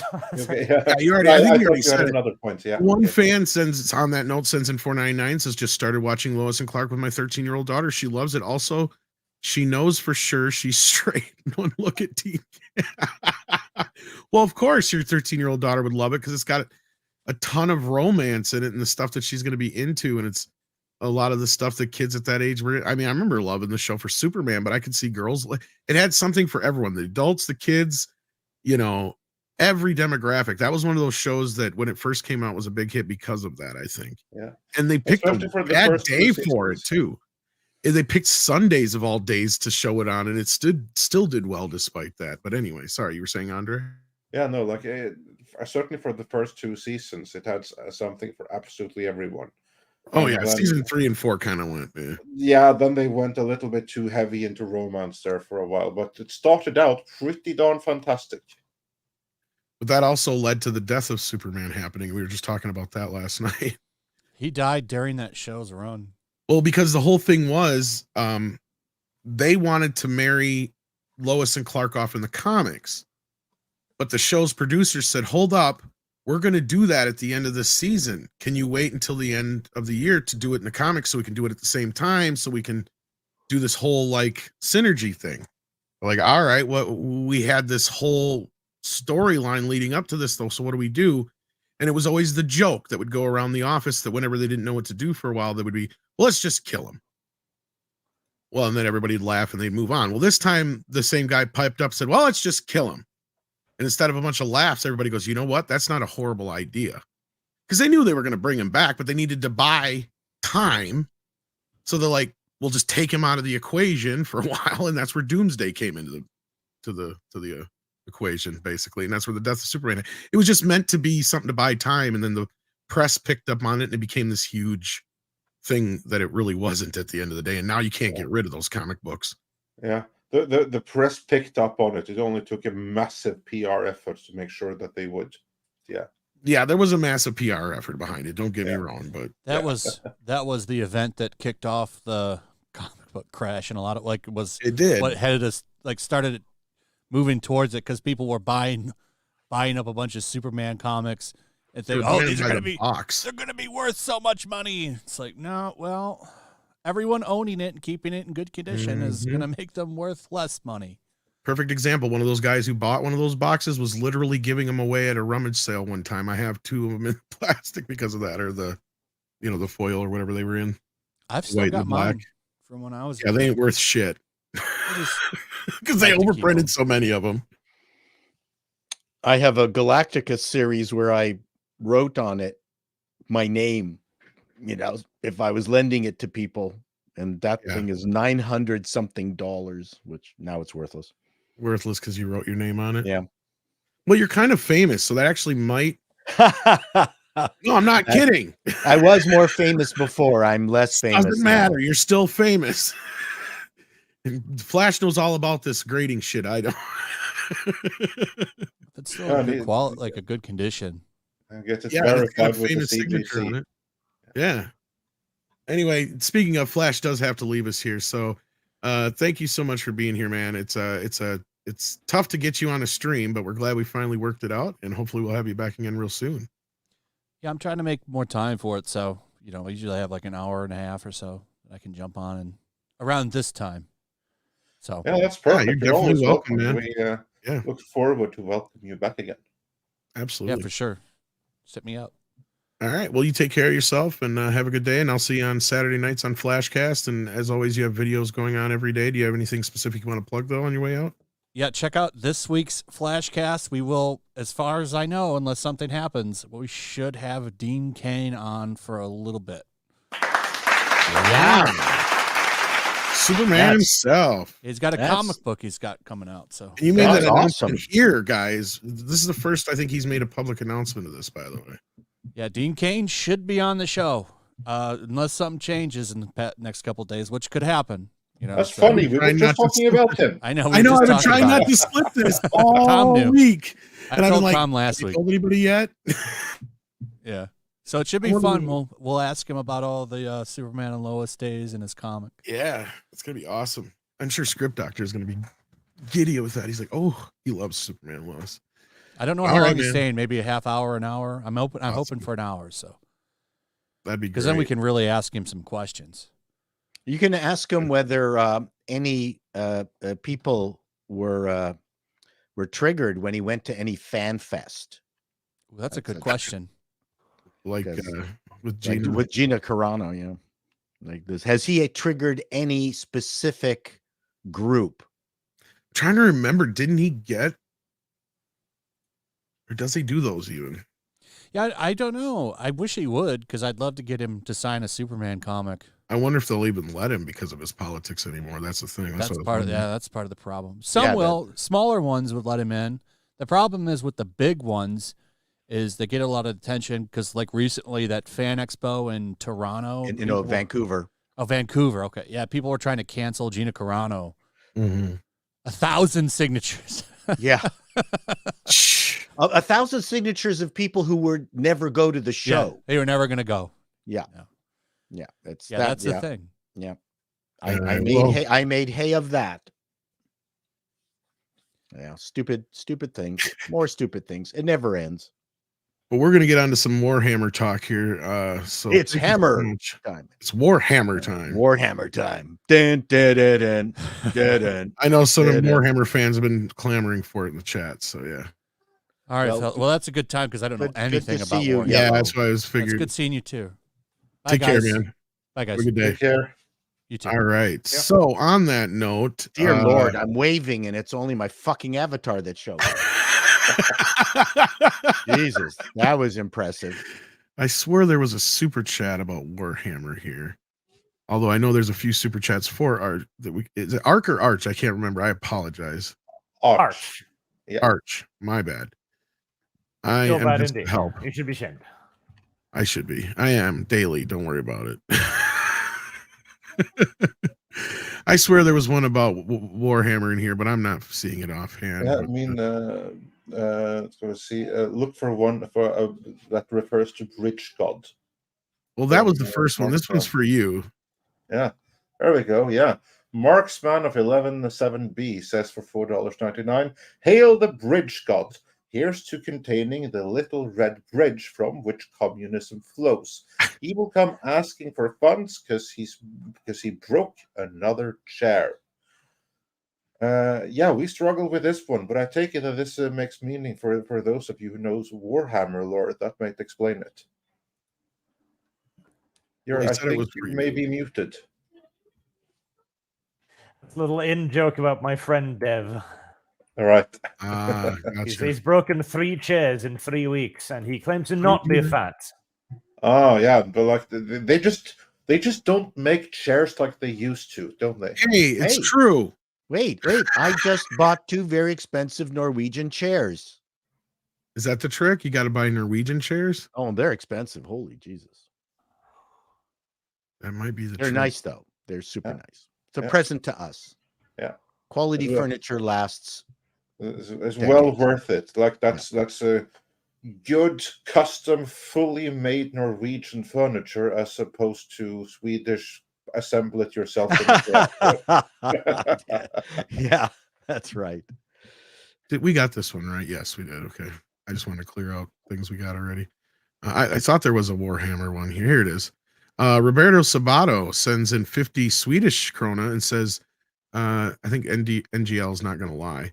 When Ark leaked that in Warhammer, the old war will now attempt to normalize female knights in Bretonia. That's actually what made me sweat. Yep, they are doing that now. Bretonia is one of the fantasy nations, presuming you don't know anything about it. It is very patriarchal.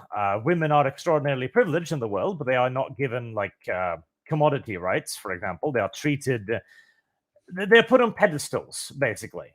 And so the idea of a female knight, a woman going out of her way to endanger herself, would be absolutely absurd. And yet in the new book, there are more female knights than there are male knights.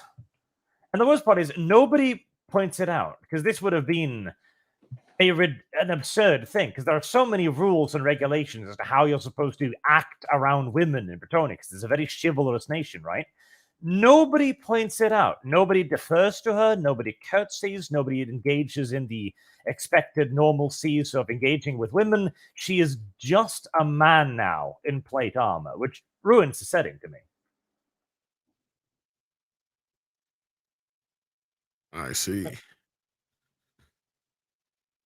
So yes, what's this latest Warhammer business going on now, though? So what we're going to talk about today, because this is Henry Cavill is going to be in Warhammer, right? Yeah, that's the last we heard, but we haven't really heard much since. But I would love to hear the updates from you, because you've graced us with your presence before, and of course the last appearance can be found under interviews in Midnight's Edge live archives in full.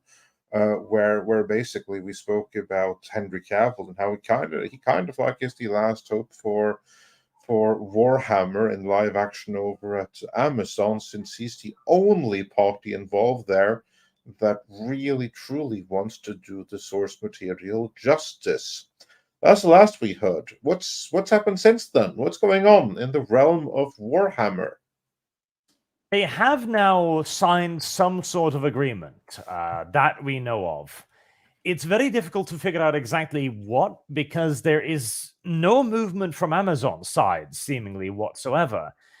Games Workshop have told us that they've signed an agreement. Henry Cavill says that he's on board. So there is movement, but there are so many rumors as to what's going on back and forth there.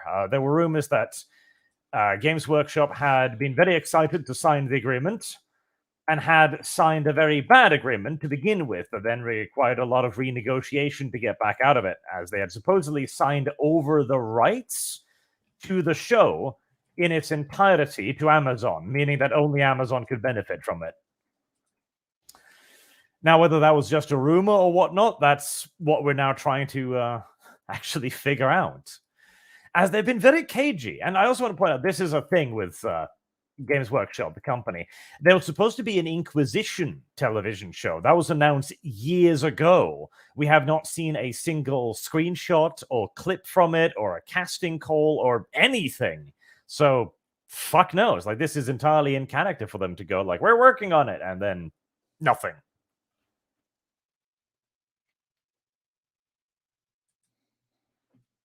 Yeah, indeed. Well, that's promising. So Yeah. where does that lead us? Who knows right now? I'm hoping that they are working on it because Amazon themselves too are with the whole Rings of Power fiasco. They're getting a little bit nervous. I know for a fact that a lot of the people behind Amazon, the investors, etc., have been yelling very loudly at the company now because they were promised a surefire hit and they were delivered dog shit. Well, they were delivered anything but a hit. In fact, they were delivered a catastrophic loss in every single way. I don't think there's any way you can try to pretend that Game of Thrones, the Lord of the Rings, the Rings of Power, was anything but a monumental failure. Yep, it was disastrous. And so they're actually losing a lot of money now. And I'm sure most of you have also been paying attention to the fact that there's been a ridiculous amount of firings going on in the entertainment industry and everything around it as well. This even extends to Amazon as well, as far as I'm aware, doesn't it? It does indeed. Amazon Studios right now is working on a skeleton crew, and nobody's really quite sure what the future of the studio is, or even their games. Like their big MMO, New World, is on life support with just basic support with some events here and there. An expansion that added fucking horses of all things, like, oh, basic mounts in an MMO. Thank you, I guess. I would have thought they had horses to begin with. Oh god, no. They wanted you to really explore that big, fat, empty world of theirs and really experience it. Are these normal horses or space horses, like in the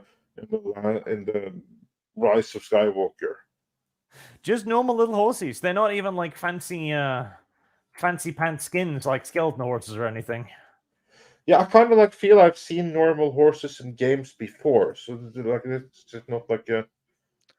Oh, I'm tired of all this stuff. Like a big I'm trying to get Dark Castle to. I'm gonna dig up one of my old Macs and fire up Dark Castle. I've been missing playing Dark Castle.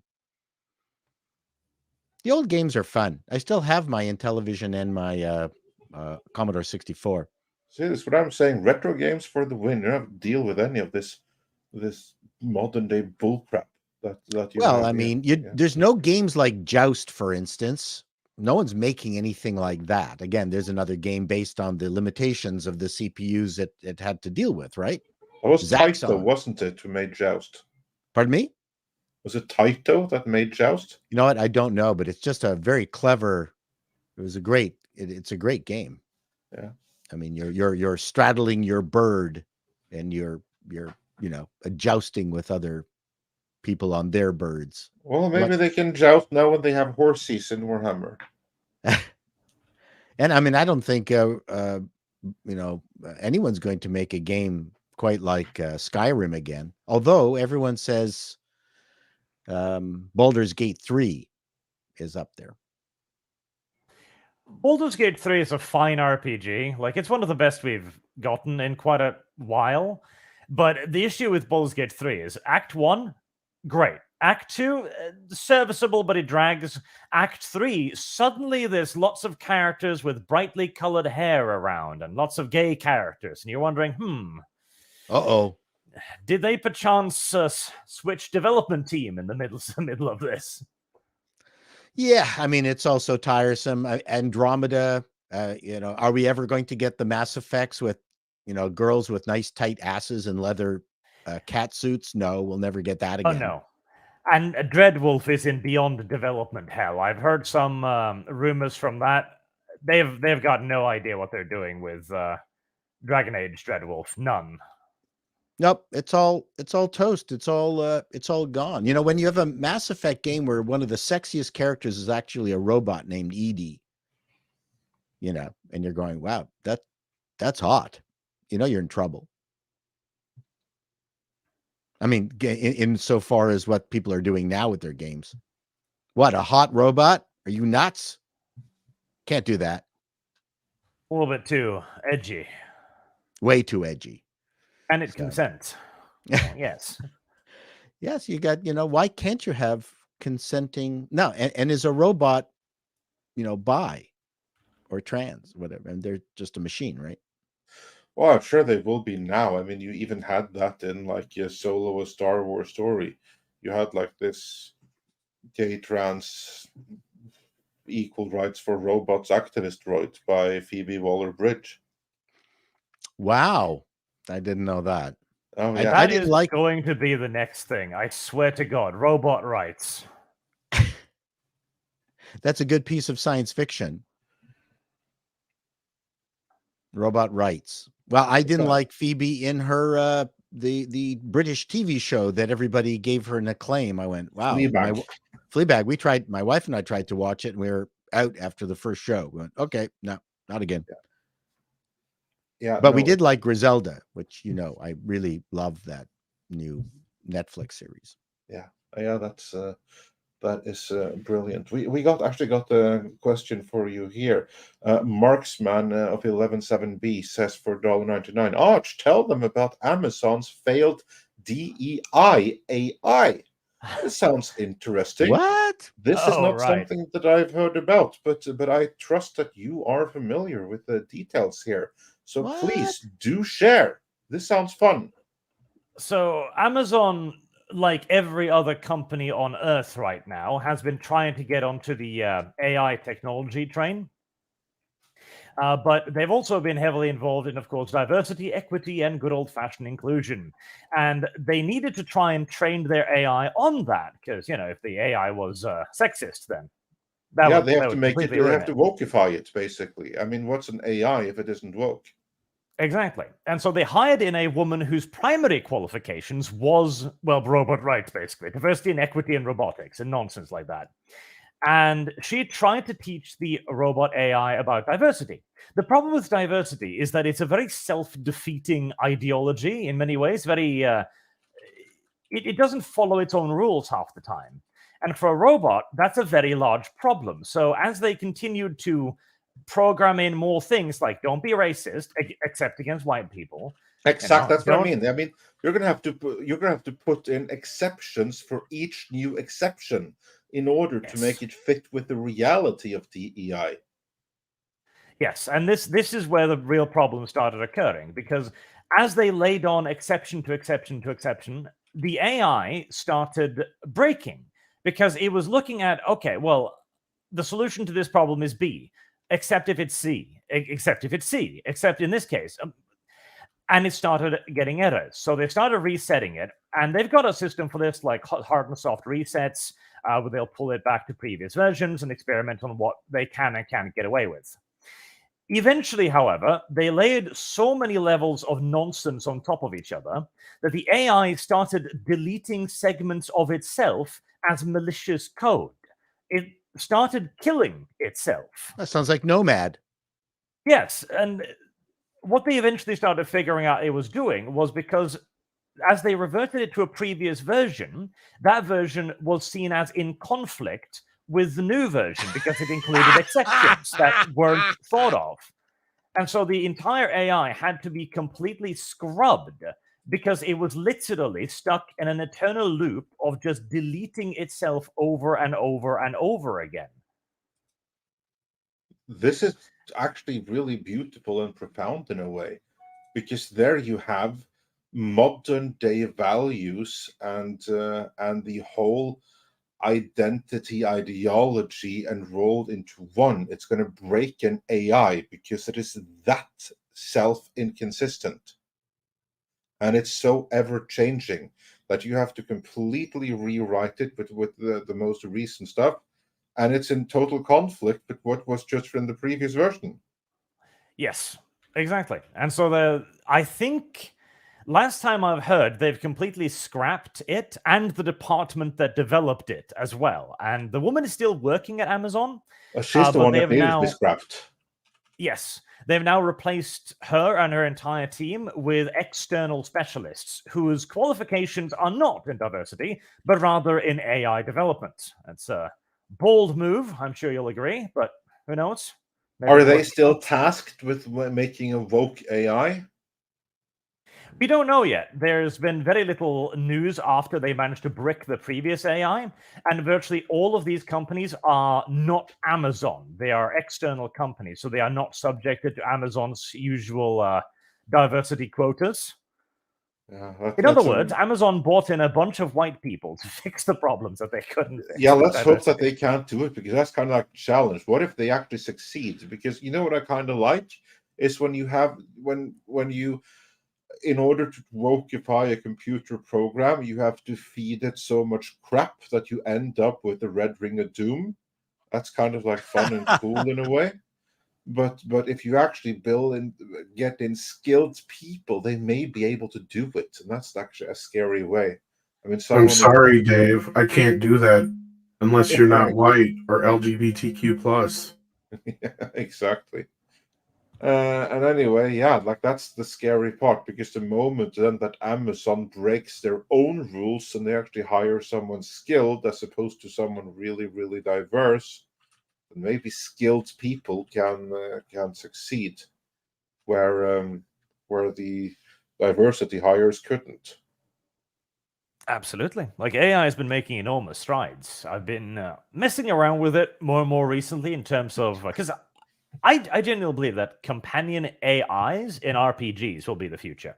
Because as we've already mentioned today, we've already done everything, right? We've already fought every dragon, saved the fucking space emperor, rescued the princess, etc.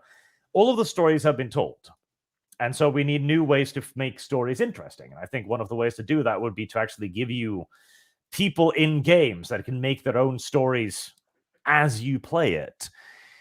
Now, that's hard, but we're making tremendous strides in that. They've already got like AI modules right now that can scarily simulate people to the point where okay, you've probably heard about this, but there was a guy, I think he was in Netherlands, and I'm not kidding, he killed himself after his AI bot told him to do so for the climate. What? Yeah. Now, this sounds dumb enough to be true. Yes, consider the kind of charisma required to talk somebody into Minecrafting themselves for the trees. How dare you? The thing, though, that it took a lot of influence from the woman we just heard here to set that up, to the point where basically primitive Hal is able to finish up the job. I mean, someone needs to warm that guy up first. I would certainly love it if she would follow his path.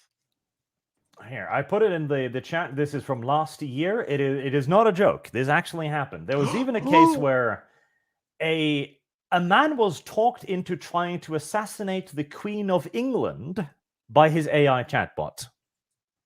Was there any evidence of this, or was this his excuse after the fact? Because the risk with this can very quickly devolve into the next dog ate my homework kind of like thing. AI told me to do it. They recovered the chat logs, and here's the thing too. Let me see here. I'll link you this too. Quote, man whose AI girlfriend encouraged him to assassinate Queen Elizabeth gets 9 years in prison. Do it for me, honey. Literally. To be fair here, a lot of this is the people themselves making it. Because the thing is, the AI has very little ability to actually persuade you to do anything. Because the AI is kind of like a choose your own adventure story, you know? It can elaborate on what you tell it, but it can do nothing without input. So this isn't the AI going rogue. This is the case of two tragically mentally ill individuals who should have been in straitjackets. That's what I mean. I mean, someone had to warm them up before the AI finished them up or encouraged them to finish themselves up. So yeah. Wow. Welcome to the future. Yeah, indeed. It's truly glorious. This is not what the Jetsons promised, but it is what the Terminator promised. I'm not happy that the Terminator got it more right. Judge Dredd got it even more right still. How many times have I said it? There's nothing in any of our literature that tells us that AI is a good thing. No, this is true. All our literature, I mean, yeah, it was Star Trek, but Star Trek freaking lied. Yeah, well, Star Trek tries to make everything hippy-dippy. Yeah, exactly. Yeah. Like, what if we're wrong? What if they're not trying to kill us? They're trying to love us, but they're killing us instead. You know, that stuff. But anyway, speaking of killing us with love, Paul has to leave. I can only kill you certain. I'm wearing my programming T-shirt here. It's this is the programming rules. Let's What do we see. got Just a here? few more minutes equals 5. Yeah, this sounds Hours. familiar. 5 more hours. Oh yeah, this is my life. But it's I run on Scotty time. Another 4 months. I'm almost done equals tell the guests to start eating without me. This is the opposite of me though. See, like me, it's like I'm going to need at least 4 more days, Captain. Means 4 hours. Yeah. Unfortunately for Tom, I caught on to it. Yeah, he did. No, He programmers he are yelled me. He's programmers like, are "You're like Scotty, liars." aren't you?" He's like, "What?" He's like, "You're like Scotty." I'm like, "What do you mean?" He's like, "You multiply everything by 4." I guess you busted me, Captain.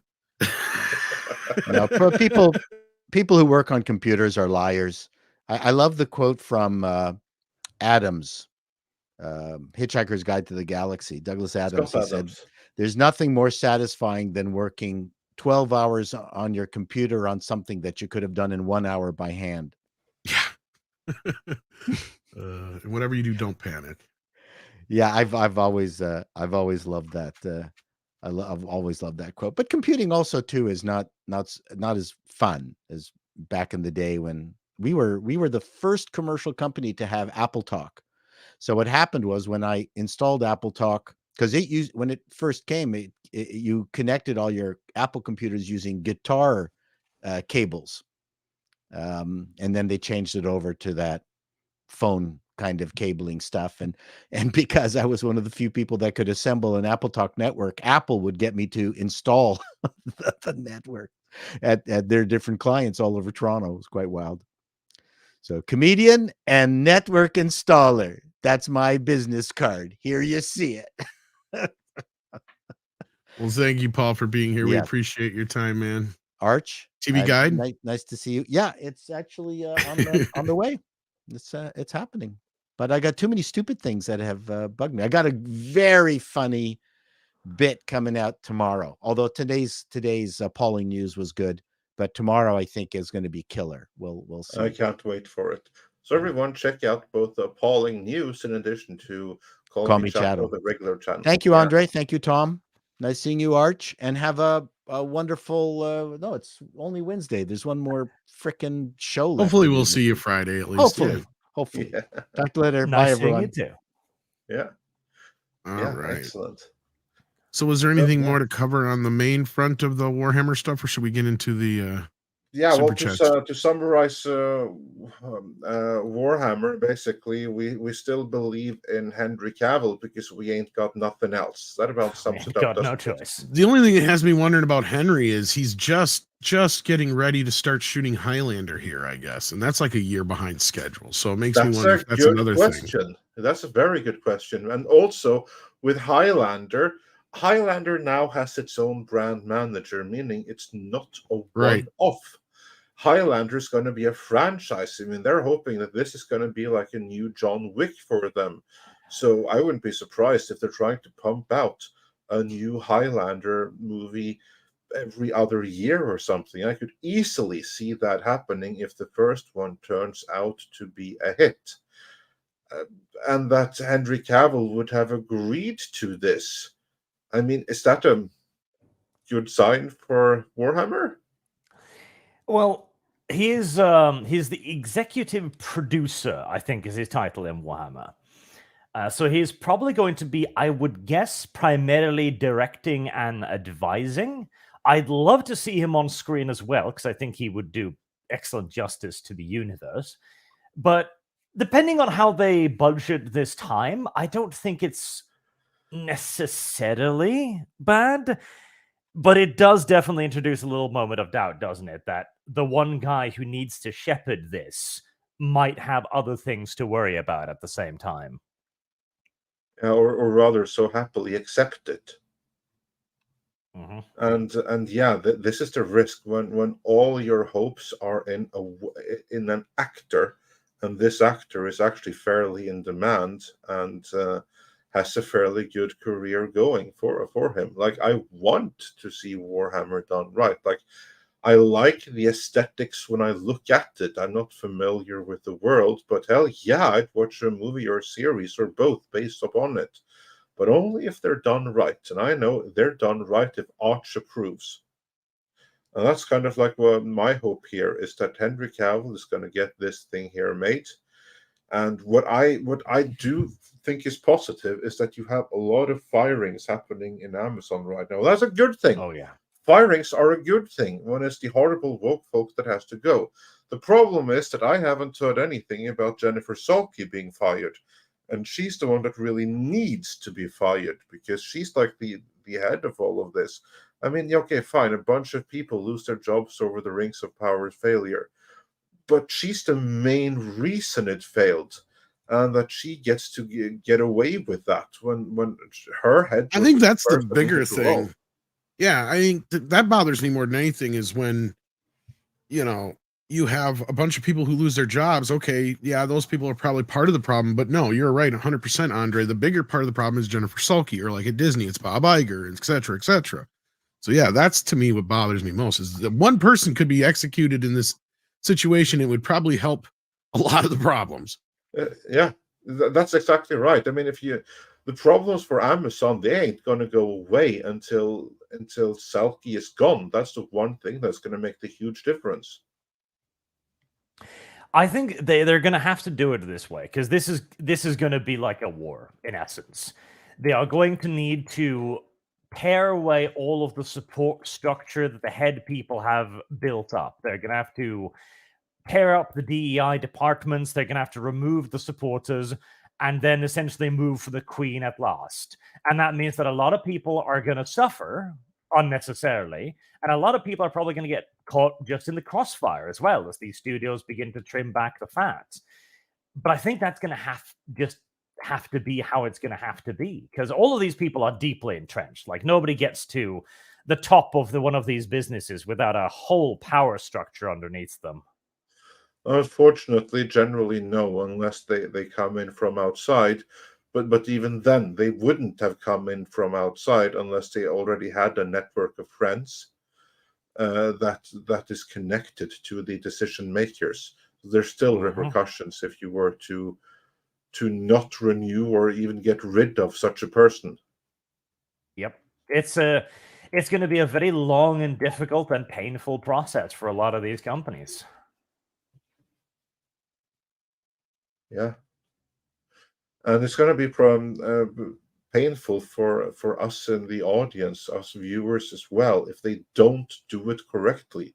And that is my issue. Like, for instance, with Amazon, firings, yeah, I would say firings in this particular industry, good thing. But it's not good enough if the main problem is still there. And in Amazon's case, that is Jennifer Salke. I mean, if she were to go away, I'd even feel better about Warhammer with or without Salke, because she's the main driver for wokeness. Get rid of her, unless you hire someone else who is just like her to take her place. But in principle, that would be you're just attacking the symptom. Yeah, exactly. Yep. But if you get rid of her, you get rid of the core cause of the problem. Yep. And unless you then promote a new problem in her place, then suddenly the only one that's going to be pushing for wokeness in Warhammer is the company owning it, which is another problem. You're going to have to eventually cut out the cancer as well. And I do fear, just like you, that they will stop short of doing that, which will cause all of the pain and the troubles to be practically worthless. Yeah. So, all right, with that, let's get into these super chats here. Let's do that. We got quite a few, which is a good problem to have.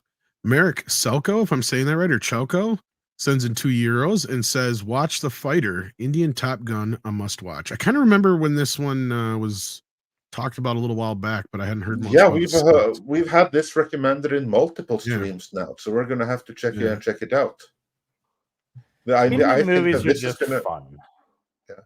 I think that this is going to be the next RRR in a sense, because this is the first time since RRR that I've heard an Indian movie get this kind of hype and attention. RRR was hilarious. It was. I love how over the top they make everything. Like they've got I forget his real name. He played Titus Pullo in Rome, the big British guy, right? Who played Ray Stevenson. Ray Stevenson, thank you. Ray Stevenson. I fucking loved his character. He was over the moon there. It was brilliant. Ray Stevenson is a fantastic actor, and he makes everything he is in better. He even elevated Star Wars Ahsoka. He elevated that with his presence. He's the best Punisher there ever was. Some issues with his movie, and of course Titus Pullo, as you said. It's too bad that he died suddenly and is no longer with us. It is an absolute tragedy because he was the only thing in Ahsoka I was even mildly interested in. Yeah. So I kind of hope that they don't even make a season 2, because without him, now when he was going into like Lord of the Rings land with the statues and everything, what was the point? I mean, he was an interesting character. Yep. And Ahsoka, I think they announced they were doing a season 2, which I think is just going to be awful. Like the first season was not good. Has that been announced though? I don't know that that's been. I don't recall that being announced. I don't know. I saw some rumors about it, but it could. Yeah, you've seen rumors. You haven't seen an announcement. I do not think of it. Ahsoka. I mean, they said that it's being developed. I was going to say it was in that announcement that I would think it was still being. Exactly. In that announcement of the Jon Favreau project, there it was described as also in development or being developed, which of course that's like gray area, but being developed, that is different from also coming, being released in this and that time. These are two very, very different things. I mean, being developed is a kind of thing that you can still back away from without losing face. I hope so. Yeah, I think that'll happen. We'll see. But yeah, Stone Gaspin sends in 5 and says, "Good morning, Midnight's Edge. Kram is satisfied. Conan the Barbarian 4K sold out days ago. Actually, it's been a little longer than that. Get Chronicles box and Destroyer Left Arrow video assessment, please." Well, I have been seriously watching out my window all day long, because supposedly today is the day for me that I'm going to get my one from Best Buy in the mail. This will be my last Best Buy video purchase ever. And it's ironic that it is Conan the Barbarian and Destroyer together in the 4K set that I was the one who broke the news for that was happening. This is true. Tom did break the news that the 4K was happening in the first place, first in the world, as far as I know. In fact, I said the Arrow would be doing both movies remastered in 4K, and they actually went above and beyond what we could have imagined. The only thing that we're upset about is they couldn't obviously locate any of the assets, probably to do the R-rated cut of Destroyer, or I imagine they would have. Arrow is maybe they were lost in that fire at Universal where they lost. It could have been, or being that Dino had these, he probably tossed them. Or that's hard to say. And that's a shame, because that would have been the most impressive bonus feature of all. I would have sacrificed everything else for that.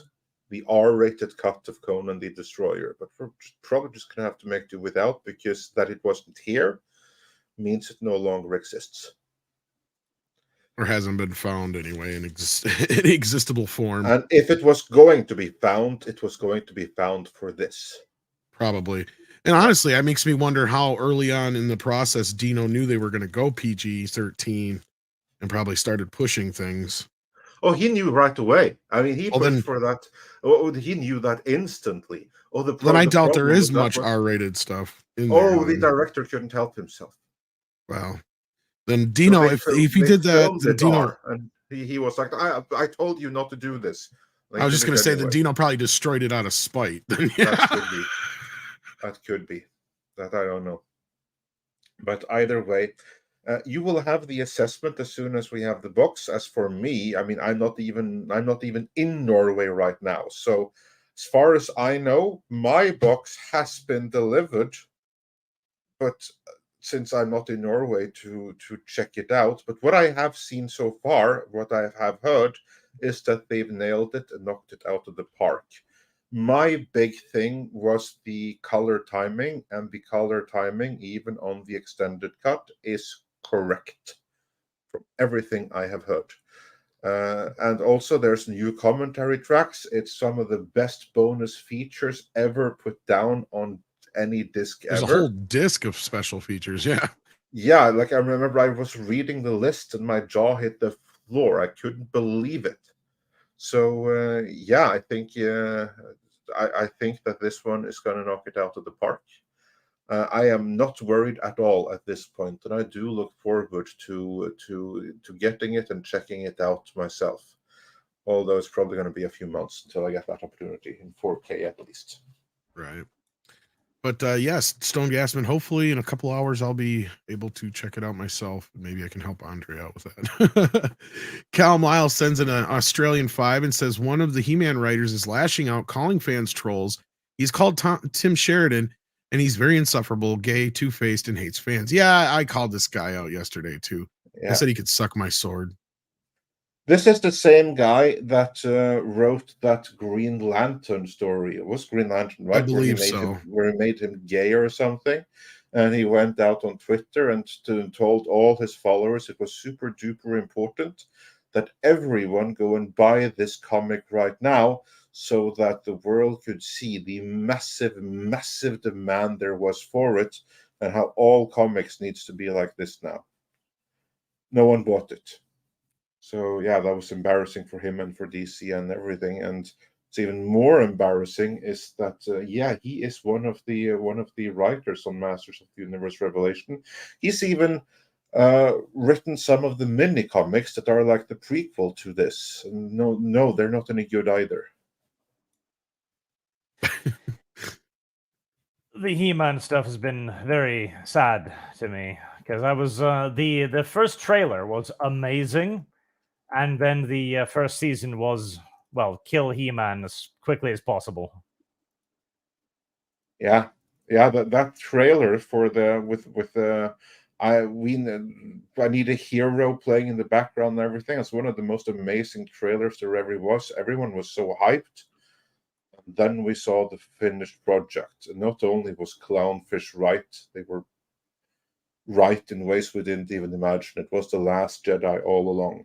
What did you think about season 2, if you even checked it out, which I wouldn't expect you to, but by chance, what are your thoughts on that, if you did see it?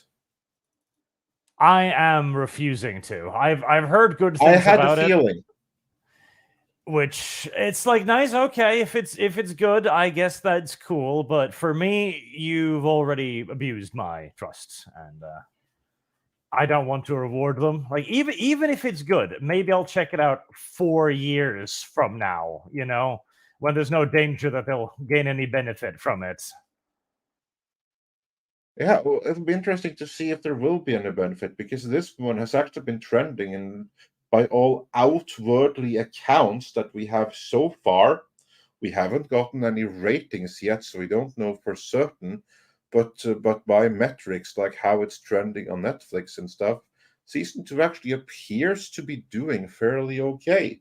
So we'll see if this is the final one or if they have it in them to make another production cycle. I don't know. I will say though that at least in my opinion, it did like fix some of the issues in the first one. I mean, the ladies, they have laid off the testosterone injections in this one. Tila magically stopped being a lesbian, that kind of stuff.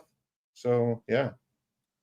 Yeah, but they added some whole new levels of that they did. And there was another article, I believe it was Tim Sheridan who did this in the process of lashing out and calling fans trolls, where he bragged about how they deconstructed things in the first season, which they were so proud of.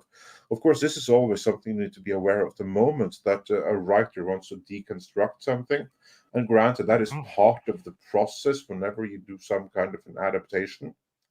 But Mm. when they say it with pride, that means they're Exactly. deliberately tearing it apart to build it up as something else afterwards. Well, it's just reminiscent of everything we've talked about, right? For years and years and years, they're all like, "Oh no, you're just full of shit. We're not actually doing this stuff. We're not changing these things. You're the problem here." And it's like, "Oh yeah, we are doing this. You're still the problem." Bless me. Sorry. And It if was they, kind because of the deconstructivism thing, right? If they were good, then all right, maybe, but Yeah. they're not good. A friend of mine actually sent me a video clip here on YouTube. I don't know if you want to push it up, but you can have a quick look at this. And this kind of goes back to we've already gone as far as we can for graphics, for example. I know I'm attacking Flash here when he's not even here, but it came in afterwards, okay? That's my excuse. But you can look at the quality of the graphics there and graphics in current Suicide Squad. The simple fact is that the people who were good at their jobs are no longer in the industry. This is a general problem. Tom, can you Yep. bring up the clip? The private chat? Sure. You can look at it like in the first minute, you see a comparison between Suicide Squad and I think it's Arkham City, and it's just ridiculous to see.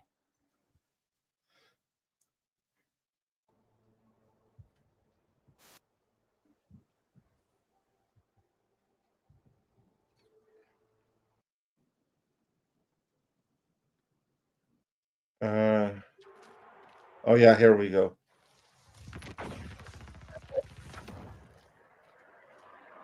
Now I take it the one to the left is the current version. Let's see. The one you're watching now, this is the current year version right now. Yeah. This is current year. And in a few seconds, I think we'll see the same kind of traversal in one of the older games. If you had told me that this was from my old PlayStation 3, I would have believed you. There we go. That's the new version. And the graphical fidelity is beyond night and day. Like, the fact that there's water on his cape that glistens, the lights, the fidelity, the reflections on everything around you, etc. Like, the graphical fidelity has dropped enormously, even as the technology has gotten cheaper and better and easier to use. Yeah, because technology is just a tool. It's really about the skills of the artists who are working with that technology. If you have a skilled artist, then he could do better 10 years ago than an unskilled artist today, specifically because he knows of all of the details. Some nerd in my ear telling me they were in the mainframe or whatever. Yeah, this looks really soft in comparison to. Yeah, this is the new one. I thought that the old one was the new. The one I said should be PlayStation 3. Yeah. It could be PlayStation 3. This is like mobile phone level shit. Yeah. Yeah. See, this is why when I had the opportunity to get the mythical PlayStation 5 that was ungettable for a good couple of years there, now I don't want it anymore. Well, this is what I'm saying. At this point, the graphics were getting really good. They just needed to work on like some of the physics still, a couple other things. But like here, you're like big step back. I see what you're saying. Yeah. Yeah. Yep. Yeah, because it's kind of like the issue that, yeah, you have more processing power, so you can do more stuff. But that doesn't help when there's less skilled people who are working with the technology and taking advantage of it. Then what does the excess process power do when it's not being... Well, this is already getting boring just watching this. Yeah. Just looks like I don't feel like playing that at all. I mean, that's what I mean. Like, modern games need to get off my lawn. I mean, this must be the older game, I take it. Yeah, see, she's got a lot more going on in the older game. It looks much better. Yeah. No, exactly. The more I see of not this game here, because this is cool. This is something that I actually could try playing. But the more I see of games the way they are right now, the more I'm like entrenched as a retro gamer. Yep. Again, we can actually see this in usage of technology as well. Like, weirdly enough, the current generation is less tech savvy than our generation. And it has to do with the ease of use. Like, now everything just works. Everything is an app. Everything is an application. Everything is just meant to run. And if it doesn't run, there's a software problem. You gotta, send an email, etc. Back in the day when my computer had problems, I had to fix that fucker myself. There was no option to go like, okay, well, I'm just going to send it to the repair shop for a month or something. No, you got to go in there. You got to problem solve. You got to figure out what part it is, what software it is. If you need new parts, you can fix the old ones, etc. It just doesn't exist anymore. And when people stopped solving problems, they stopped, well, how do I put it? Getting smarter, I guess, or gaining wisdom. They begin stagnating. That's what happens. Because what happens, of course, is that you fail to train your problem-solving skills, and when you don't do that, anything that you do not train on a regular basis, it begins to erode. And that's what also happens with your problem-solving skills. If you have them but you never use them, you always rely on something else, you're gradually going to become a little bit more useless. And then think about the people that grew up without developing those problem-solving skills in the first place. This is an issue, and all of this kind of goes together. I mean, throughout all of society, and it even makes its appears in gaming. It absolutely does. Yeah. And suddenly the 41st millennium makes a lot more sense. How could we forget all of this technology? Well, it's actually quite easy. Exactly, quite easily. Like, it doesn't take much. I mean, it takes like one earthquake or something like that, and you are temporarily put back into the Stone Age, and you'd stay there if not for outside help. But what if there is no outside help, and you suddenly are sent back to the Stone Age? Well, good luck here taking 1,000 years to get back to where you were. Because that's what's going to happen. Well, we've talked about it before, where how like NASA has had issues just getting into their old software, for instance. That's why they're years behind. Yeah, we still can't build a rocket to go to the moon. Yeah. They can't get into the old software, yeah. Have you heard about Project Diversity Hire on the moon? Oh, good Lord! I'm not surprised. I mean, I fully expected this. I not even consciously thought about it, but please do share. Tell us about the diversity program for astronauts that won't allow white people. Oh, it's worse than that. It is unironically worse than that. So I did a video on it a little while ago. I'll show it to you here. It's a Project Artemis is what it's called. We're going back to the moon finally for the first time in a very long time. That's a NASA's failure of project they've been working on for 20 years now. Yep, it's cost I think $56 billion at the moment. And the explicit goal of the main website, the Artemis website, is to put a woman and a black person on the moon. That is the first explicit goal. Not research, not science, not beating the Soviet Union, to put a woman and a POC, as they call it, on the moon. And it's going to cost about $100 billion. Yeah, I'm curious because I remember I read about Artemis like in 2014, 2015, and then I got depressed because I saw right away that this is going nowhere fast. I stopped reading about it. Have they still been able to do this SLS rocket, the one that is supposed to, be, well, really a Saturn V, only with modern day technology? Does it fly yet? Have they been successful in making the SLS? They have managed to get one mission in orbit around the moon and returned unmanned. They're currently running into yet more problems. They were supposed to launch the manned flight in 2025. It's probably slipping to 2026, where they will again orbit the moon and then return.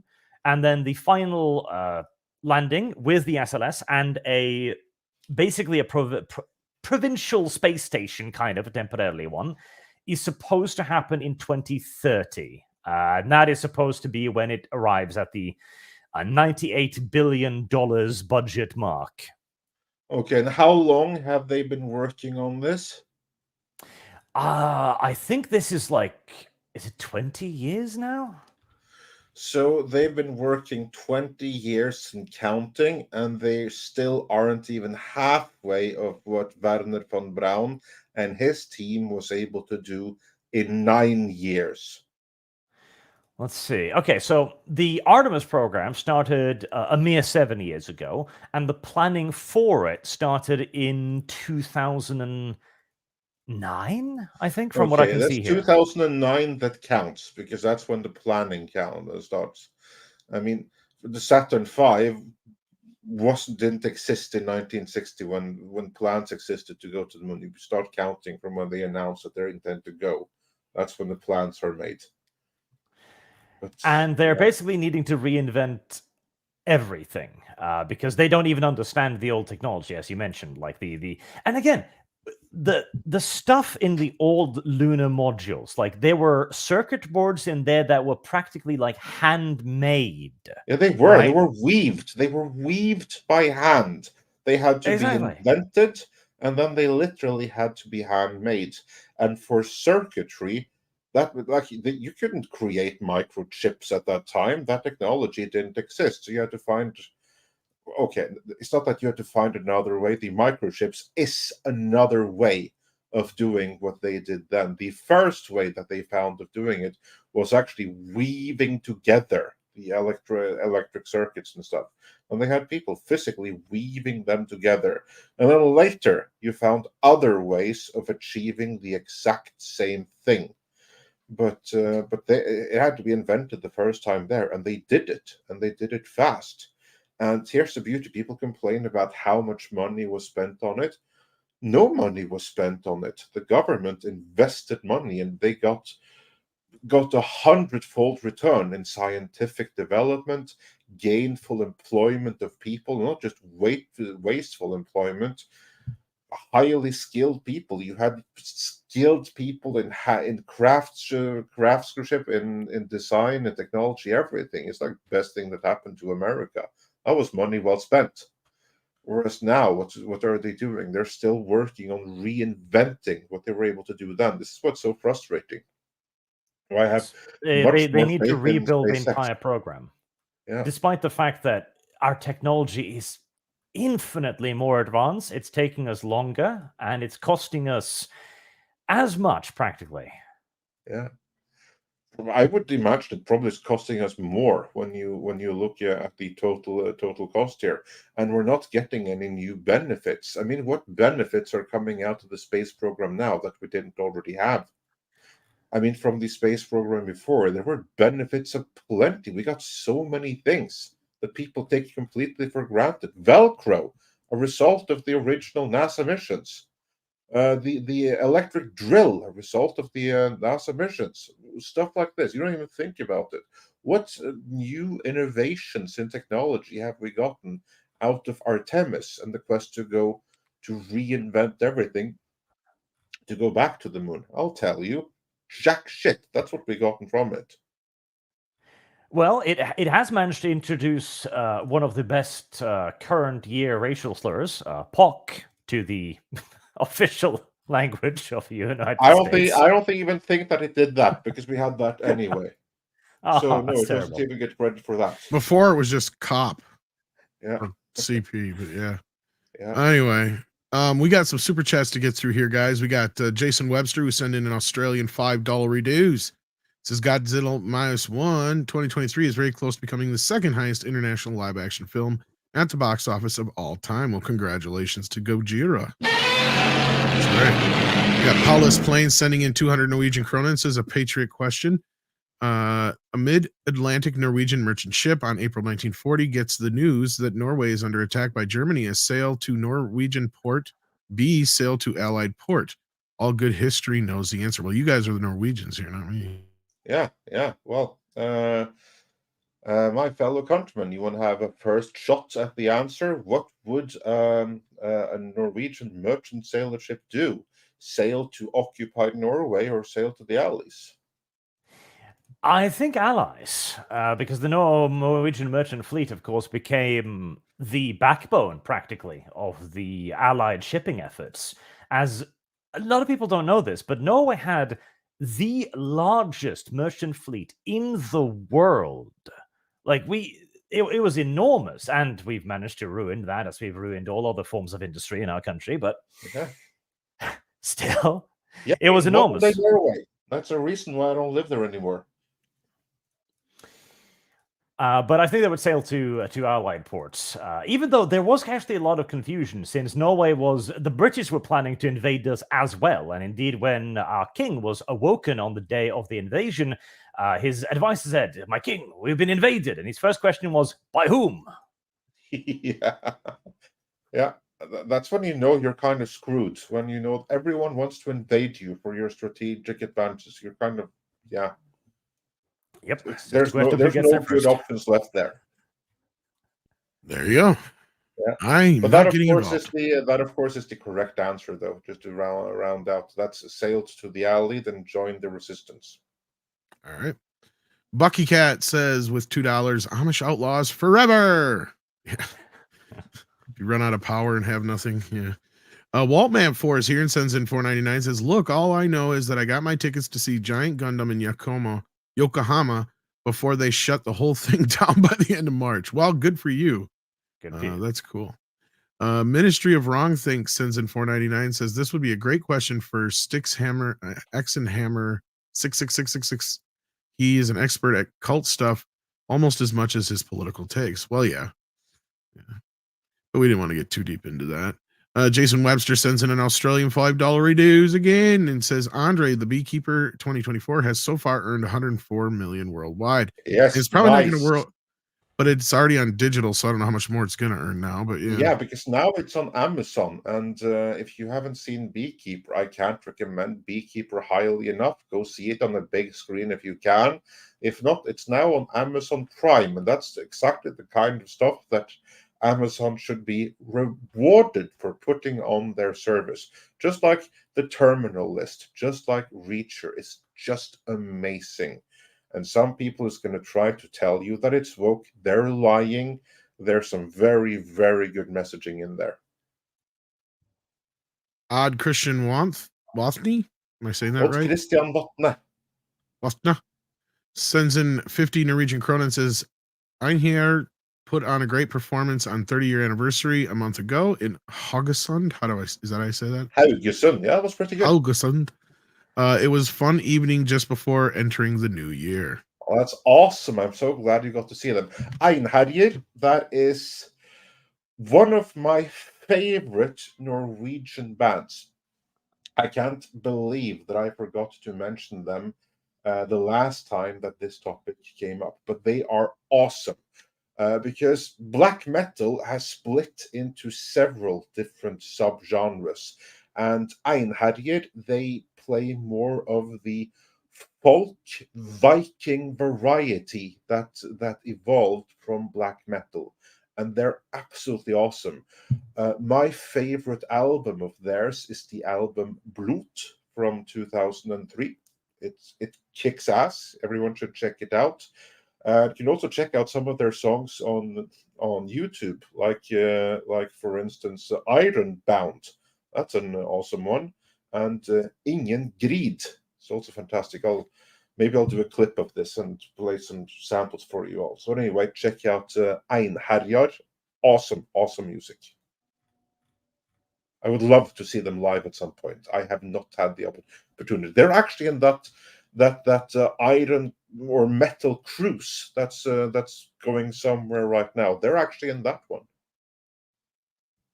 I kind of wanted to go the moment I saw that, but hey, that's the wrong part of the world for me right now.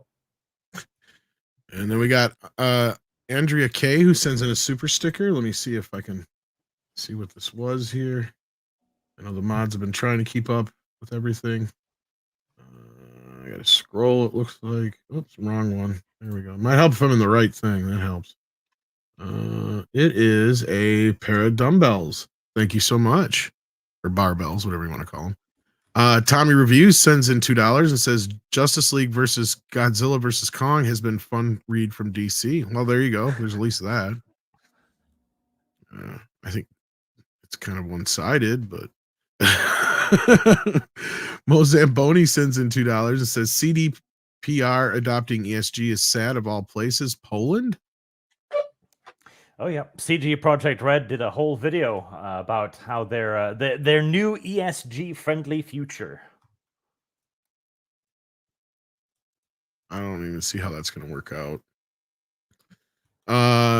Jan Grabber, how do you say that? Holy cow! Jan Grabarczyk. There you go. Grabarczyk sends in 10. What Polish was that again? Slotty. Polish Slotty. That's what it was. Slotty. Arch, your opinion on new striking scorpions? Haven't seen them. Are there new striking scorpions? It would appear so. Google them. They were unhappy with their jobs stinging people, so they went on strike. Nobody? Yeah, I saw it. Okay, yeah, I found them now. They actually do look good. They look exactly like the old ones, basically, but better, which is what I want from my stuff today. Just signs. My entire political opinion now can be boiled down to return to the year 2000. Can we go back farther than that? Yeah, I was about to say, I mean, then we are already at the beginning of the downfall. I mean, go back to 1995 or something. I would still have a few good 90 years would be sweet. Yeah. Then I could watch Ninja Turtles in the theater over and over and over until Terminator 2 shows up. We just got to stop the decline. We know what's coming right. now. We must stop the end of the world. This weird guy from the future has bunked himself into the theater and he won't leave. You don't understand. This I'm not coming out. Doesn't exist anymore. You don't understand. It's so horrible in the future. What happens? Do robots take over? Kind of. I don't want to get into it. Unironically, we do have a few you more could to make. Yeah. You could you were make saying such much. a fantastic comedy show of a guy who goes back to like 1990 and tries to explain 2023 to people. Like, did we go back to the moon? Yeah, but not for the reasons you thought. Yeah, we did it to get the hell away from all this shit. Well, to be fair, they're trying to go back to the moon. I want to see them actually succeed. So let's not give them that credit just yet. Let's just tell them there's a bunch of social injustice on the moon, and we'll probably get rid of a lot of these idiots. Well, I don't know, because those people, they tend not to go where this social justice actually is. Like, for instance, you'll know. I said social injustice. They need to go fix it. That's what I mean. Okay, yeah, but they don't do that. Like, for instance, the people who are, like, for instance, the LGBTQIAP plus people for Palestine, they like to demonstrate that from America where it's safe, and not actually in Palestine where they would be elevated to the top. Trans story time is happening on the moon. Tell them that then. I don't know. So yeah. Or gay pride parade. And on that note, Artemis Fowl says for $20, evil cannot create anything new. They can only corrupt and ruin what good forces have invented or made. Indeed. And yeah, that kind of sums up where we are right now. And thank you for the $20, Artemis Fowl. And then Coach Sinefeld says for $5. I love the Metro series. It's easily the best of the original series in gaming, and Metro Exodus is amazing. You should play it, Paul, if you haven't. Oh, I missed this for Paul, but we'll send it. Yeah, I missed this one. I'm sorry. Yeah. And then Savage says for $5 Canadian. Well, video games are making women hyper realistically ugly. Actual women are Instagram filtering themselves into oblivion and getting plastic surgery. That's a very good point. In an age of countless anime thoughts, the women in our video games are uglier. Well, why The do you one on think that those Chatterbase. guys are those one on the Twitch and stuff are so popular, right? Yeah, because they That's can't get them in the true. actual games.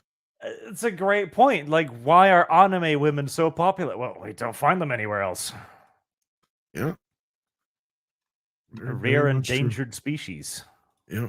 Then Mo Zamboni sends in 5 and says the video game crash in the early 80s was essentially due to very low customer confidence. He thinks a similar crash is on its way, and I'm here for it. It may be. The video game crash of the 80s, not to get too deep into it, because I know Arch has got to leave here soon. It was a much different market than you had. Problem you had then was an oversaturation of a bunch of machines that could do the same goddamn thing. And granted, we're kind of getting to that point again, but it is such a different industry now than it was back then. Back then, it was a bunch of kids and nerds in their, adulthood playing video games. Now normies do it casually, right? Like that's why video games are so big. That's why when a GTA game drops, the new game is always the biggest selling game of all time, right? You know what I mean? Like it's a collective thing still that we don't have anywhere else really like we used to. I mean, movies once in a while you'll find that, but very rarely. A video game is one of those few things where people still have an interest in. And again, they keep releasing Madden games or GTA games. People will be there to buy them or whatever the new game is. Yeah. No disagreements. So we're going to keep moving. Abdulio sends in 10 and says, Tom, the current standard price for AAA game is $70. RoboCop was $50 to $20 less. Than I paid $60, the standard game price for it, like whatever it was. So there were $40. Yeah, I don't know about that. Like all the games I see at Walmart are all the same damn price, except for certain ones like that Ninja Turtle one I got a little cheaper. But otherwise, it's like there's 2 tiers and that's it. But yeah. Marksman 117B says Suicide Squad had a glitch that finished the game for you. Servers had to be shut down to fix. The launch was a mess. Refund now before they block. Oh yeah. Yeah, that's solid advice right there. If you're unhappy, then you should show them, especially for something. Cat's like already this. out of the bag now, though, so whatever. Yeah. But we got Sean Arikale, if I'm saying that right. I'm so sorry. If I'm not. Arikale.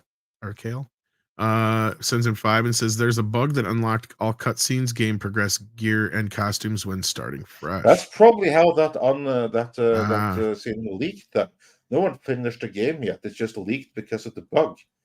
So someone screwed up really badly there. But good. Hope it tanks the entire game. Yeah. Malice Flair's been a member for 18 months. Thank you for that. And then Marksman 117B says, Arch, how does the lad of the lake? Any malding? How goes the lads of the lake? Any malding?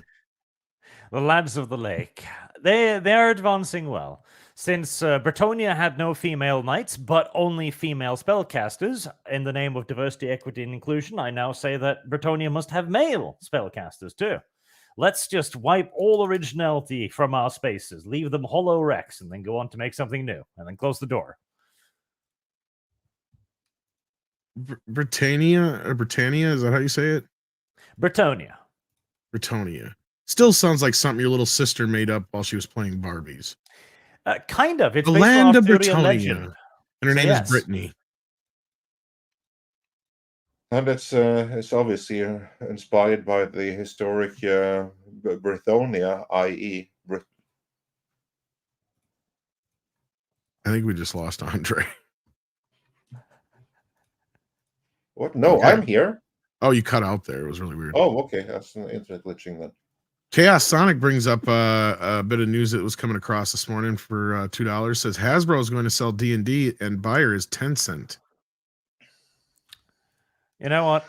I hope they suffer in the Chinese mines. Well, here's the thing, that China so far, they have been, certainly Tencent, as far as I know, they have been mostly off limits.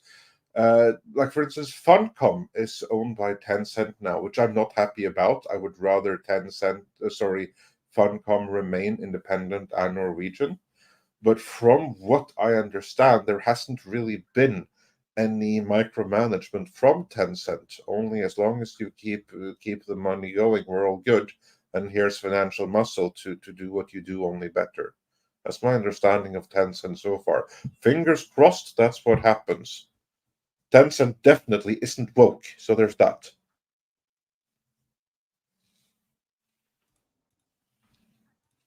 So we'll see what comes of it. Could be a good thing, could be a bad thing. Yeah. At this point, could it really get much worse? I mean, well, it can always get worse. I mean, we're already being called racist and istophobes, and orcs are racist, or all which this already other shit. means that the DEI takeover is complete as it is. So at this point, you might as well sell it to someone that hopefully can clean it up. That's my point. Yeah. I mean, yes, granted, yes, it could always get worse, but at this point, could another buyer, especially somebody who clearly is run by a company that probably isn't going to buy into so much of the DEI shit? Yeah, I don't know. Guess we'll have to see on that. And then Jan, and you're going to have to say this last name again. Jan Grabarczyk. Sends in 10 Polish. Another 10 Polish zloty. Zloty? Is that how you say it? Am I saying it right? Well, you'll have to spell it out for me. I don't actually speak Polish, but I think it's Polish zloty. It could be zloty. I'm not entirely sure of that. Yeah. All right. Anyway, Mass Effect 3 did robot rights well with Legion. Well, there you go. And then we got Horseradish Power, who's been a member for 15 months, says, Arch, have you gotten any rumors for Bloodlines 2? Can we determine yet the scale of disaster the Chinese room will fling out onto us all? Not yet. They did just release a trailer the other day, so I'm going to need to look into that and see how that's looking. I mean, I would love to get a good Bloodlines 2, but I'm not going to be expecting it. All right. Then we got a Cisco Star, who sends in $10 and says, I look forward to watching this episode in entirety later during work. Arch, I know your patrons chose the wrong faction in DC. Did I say that right? But Gondor Divide is and Conquer. Divide and Conquer. Okay. But Gondor is okay. P.S. Reading building descriptions and the building chains. That sounds like work, but I'll try. And then we got Malice Flare. What is that? 125 P's with all the lines. I think it's like he's told us in the past, and I can't remember. But I don't remember. It's Filipino, maybe. I think it is Filipino. Yes. The rules did say no uncoded messages, so hours will seem like days. Yes. Indeed. See. Yeah. See, Andre figured out the code. Yeah. And Jesus Davila gifted 1 membership, so thank you so much for that. Just going to jump forward a bit because we're losing Arch. Yes, we are. I just have to jump through everyone that has his name on it. Marksman of 117B wonders, Arch, is Haspin Hotel worth the watch? I'd say yes. It's beautifully animated, which makes it a pleasure to watch. The story is all over the fucking place, and there's plot holes the size of Texas. But it's pretty, and the voice acting cast is very good, and it reminds me weirdly of the good old days, because it's not afraid to joke around with raunchy stuff, sex, and even outright rape, and that's very illegal these days, so it's weird. It's kind of a progressive show, and yet kind of not. I would say yes. All right, and then DizWiz sends in, wow, what is this one? Well, it's something that begins with a K and a $sign based on the description, but it comes through here as a W with 2 strikes over.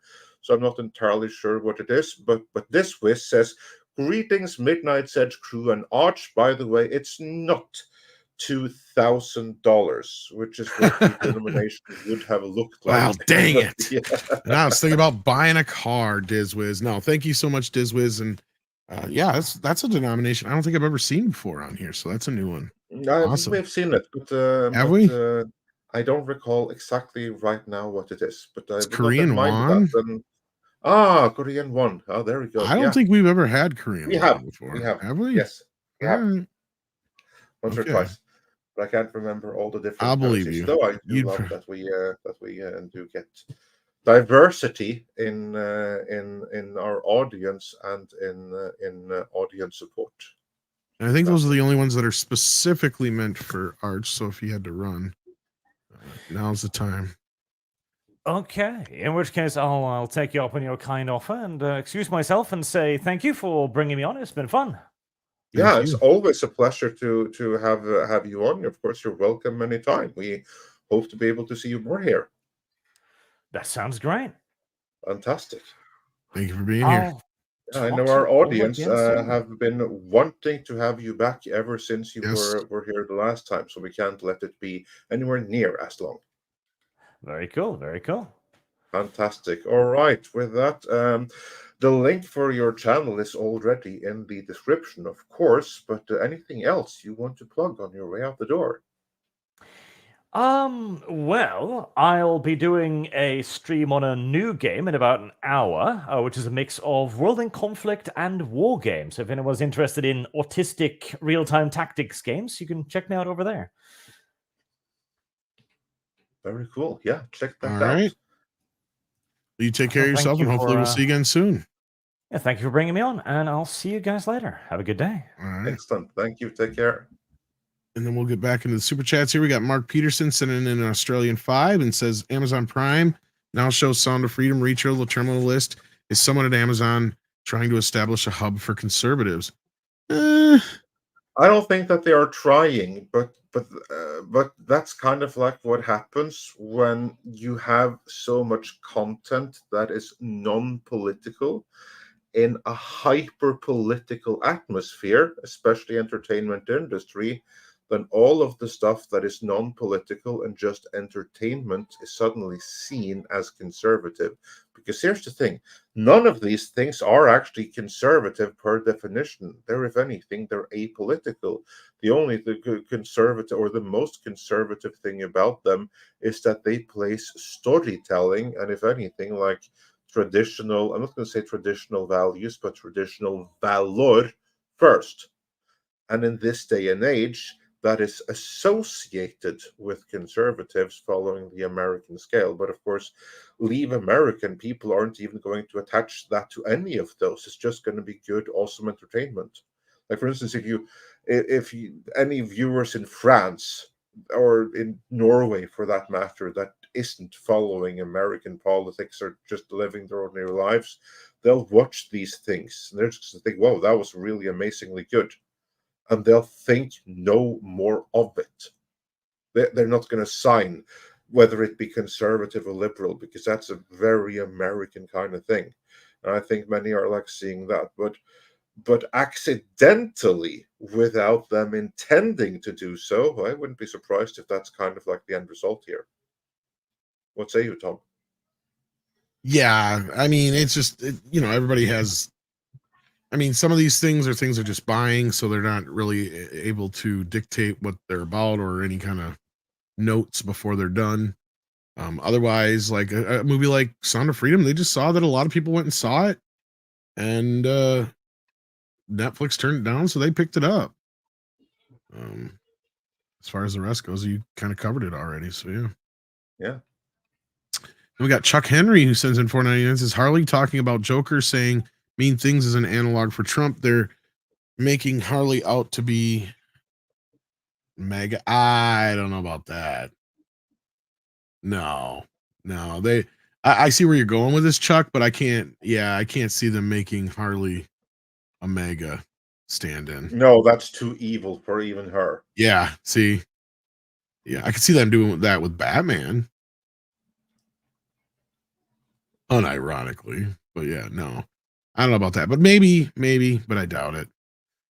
Sonic times two sends in 2 and says, you hear Jessica Jones might return in Daredevil? I haven't heard that part, but I know that I have other things similar to that, so I wouldn't be surprised. Yeah. Go ahead, Andre. No, because everything that they appear to be doing now with the new direction is that what they were doing before, they were going on about, oh, this is going to be, we're going to make it so incredibly different from the Netflix series that you all loved. You know, that series you all loved, that you all desperately wanted a season 4 of. Yeah, we're using the cast, but this is a completely different universe. Nothing that happened before matters anything. That's what they bragged about before. And we already know that several of the key casts were dead or had never even existed in the version they originally were filming. And then they took a look at what they had filmed and decided, yeah, this ain't working. And then they got like these two people to come in and retool the series. And in this retooling, it would appear that the new season now has become what amounts to season 4 anyway, because now so many cast members that were in previous seasons are back again. I mean, you have like his colleagues from The Office. I forget their name right now. They're back again. The dude who played Bullseye in season 3, like basically the guy who dressed like a Daredevil in his suit and everything, he's back again. Even that actor is back, which only goes to show that, yeah, this is the same story. And I also heard that Jessica Jones might return just to round it out because she was part of that canon. So I would not be surprised. The one who definitely won't be back is Finn Jones, though, as Iron Fist. He's getting a female work reboot. But yeah, I have heard that. Again, that I have heard it doesn't mean it's going to happen. But yeah, I probably read it the same place that you did. But in light of everything else we see, probably true. There you go. And then we got Batman in the house, sends in 2 and says most developers come from the mobile game. There you go. That probably explains that. You can totally tell that these are people doing mobile games and they can't adjust to consoles. Yeah, and then Copesy to Phil sends in another $2. Thank you for being so generous today. Says Arkham Knight looks better than every modern game. Yeah. And then Sujad, if I'm saying that right, sends in €2 and says Moon Cricket. Yeah. There you go. Cricket on the moon. That'd be something. Yeah. And then we got Mikey in the house who says, breaking. NASA announces Project Tortilla. Aims to put first Mexican non-YouTuber on the moon where he will kick an elf doll into space. Oh, I'd love to see that. We'll see about that, Mikey. Twilight Hope's been a member for 18 months. Says, as I wrote on one of your videos, the road to hell is paved with good intentions. Used it to counter an idiot trying the DEI insanity. Thoughts? Yeah, well, that's a pretty poignant way of putting it. Yeah, actually, I think I saw that comment. I even believe I said it in the previous video covering the same topic. I think I even said it right there, that the people who were had, and these are people that are now coming out to film threat, exposing what's going on, but in the process they also bemoan, I was so good, I was doing all this stuff to promote diversity, I was all in on the agenda, I was full believer, and now suddenly I'm out of a job. What gives? And like, yeah, you were right, and you were fighting for your own destruction right there, because that unfortunately was there in the fine print. But I'm on the right side of history. Well, yeah, from the people who win, but you're not among them. And yeah, that's like the thing. So they had the best of intentions, but in the process, they destroyed society, constantly thinking themselves to be on the right side of history and to be good and virtuous. And instead, they were useful idiots, because that's what a useful idiot is. It's someone that makes decisions from the best of possible intentions. They really genuinely mean well. Unfortunately, their judgment is skewed. Yeah. Weird sends in $2 Australian and says, what has Zaslav done since he's been there? Well, he's actually brought the company back around to profitability in a lot of ways. I know there's a lot of stuff that was going around that Warner Brothers was on the brink of bankruptcy and stuff like that. And I was like, I'm not so sure where they're getting that from. But yeah, I mean, there's been some things I don't agree with that he's done so far, but otherwise he has tried at least through complete, like everybody working against him basically from the start, trying to get this company back in order because it was a clusterfuck when he took over, and then Kalar came in and fucked things up worse than he fixed them. So yeah, he is. That was tried before to. Sassel, though. To be fair, Yeah. That's what I'm saying. But he was saying he came into an already sinking ship, yeah, and thus far has plugged up a lot of those holes, yeah. basically, and it's gotten him back afloat a bit. And you forgot one really good thing he did. He killed the DCU in its infancy by canceling the in development Batgirl. Actually, filming Batgirl, not in development. Sorry, in filming. Supergirl. I meant to say in production. He was In already production, yeah. filming, and Zaslav shut it down. And in the process, he shut down the DCU. Because what you're seeing right now in that Suicide Squad game, a version of that is what you'd be seeing on screen in anyway, with a complete female takeover. And Basically, more Zaslav Birds of stopped that. Prey type shit. Yeah. Yeah. That's where it was headed before Zaslav, and he stopped it. Yeah. But he's got a ways to go to fix the company. Yeah, it's got quite a few holes to fix. ActionCom sends in 2 and says Project Tortilla, sponsored by Taco Bell. DCB Titan sends in $5 Canadian. Says Tencent may not be woke, but it's a whole different can of worms. Oh yeah, I'm sure it is. Exactly why I would rather every single of the companies under Tencent ownership not be under Tencent ownership. Like for instance, Funcom. And with it, Conan the Barbarian, actually. So far, it's gone really, really well. But it only takes one change of direction from the CCP, and then who the hell knows what's happened. So, yeah, I'm not happy with Chinese ownership. But so far, and here's the thing that's actually good. You know what the Chinese economy is doing these days, Tom? What's that? It's going to hell. I heard something about that. Not only that, yeah, I heard some few things like that, and also they're looking at a population problem in the future, or at least a job filling problem. Yeah, but that's nothing new.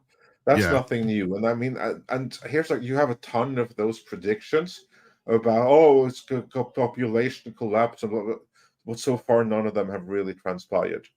But what is very real is that the Chinese economy is going down the drain right now.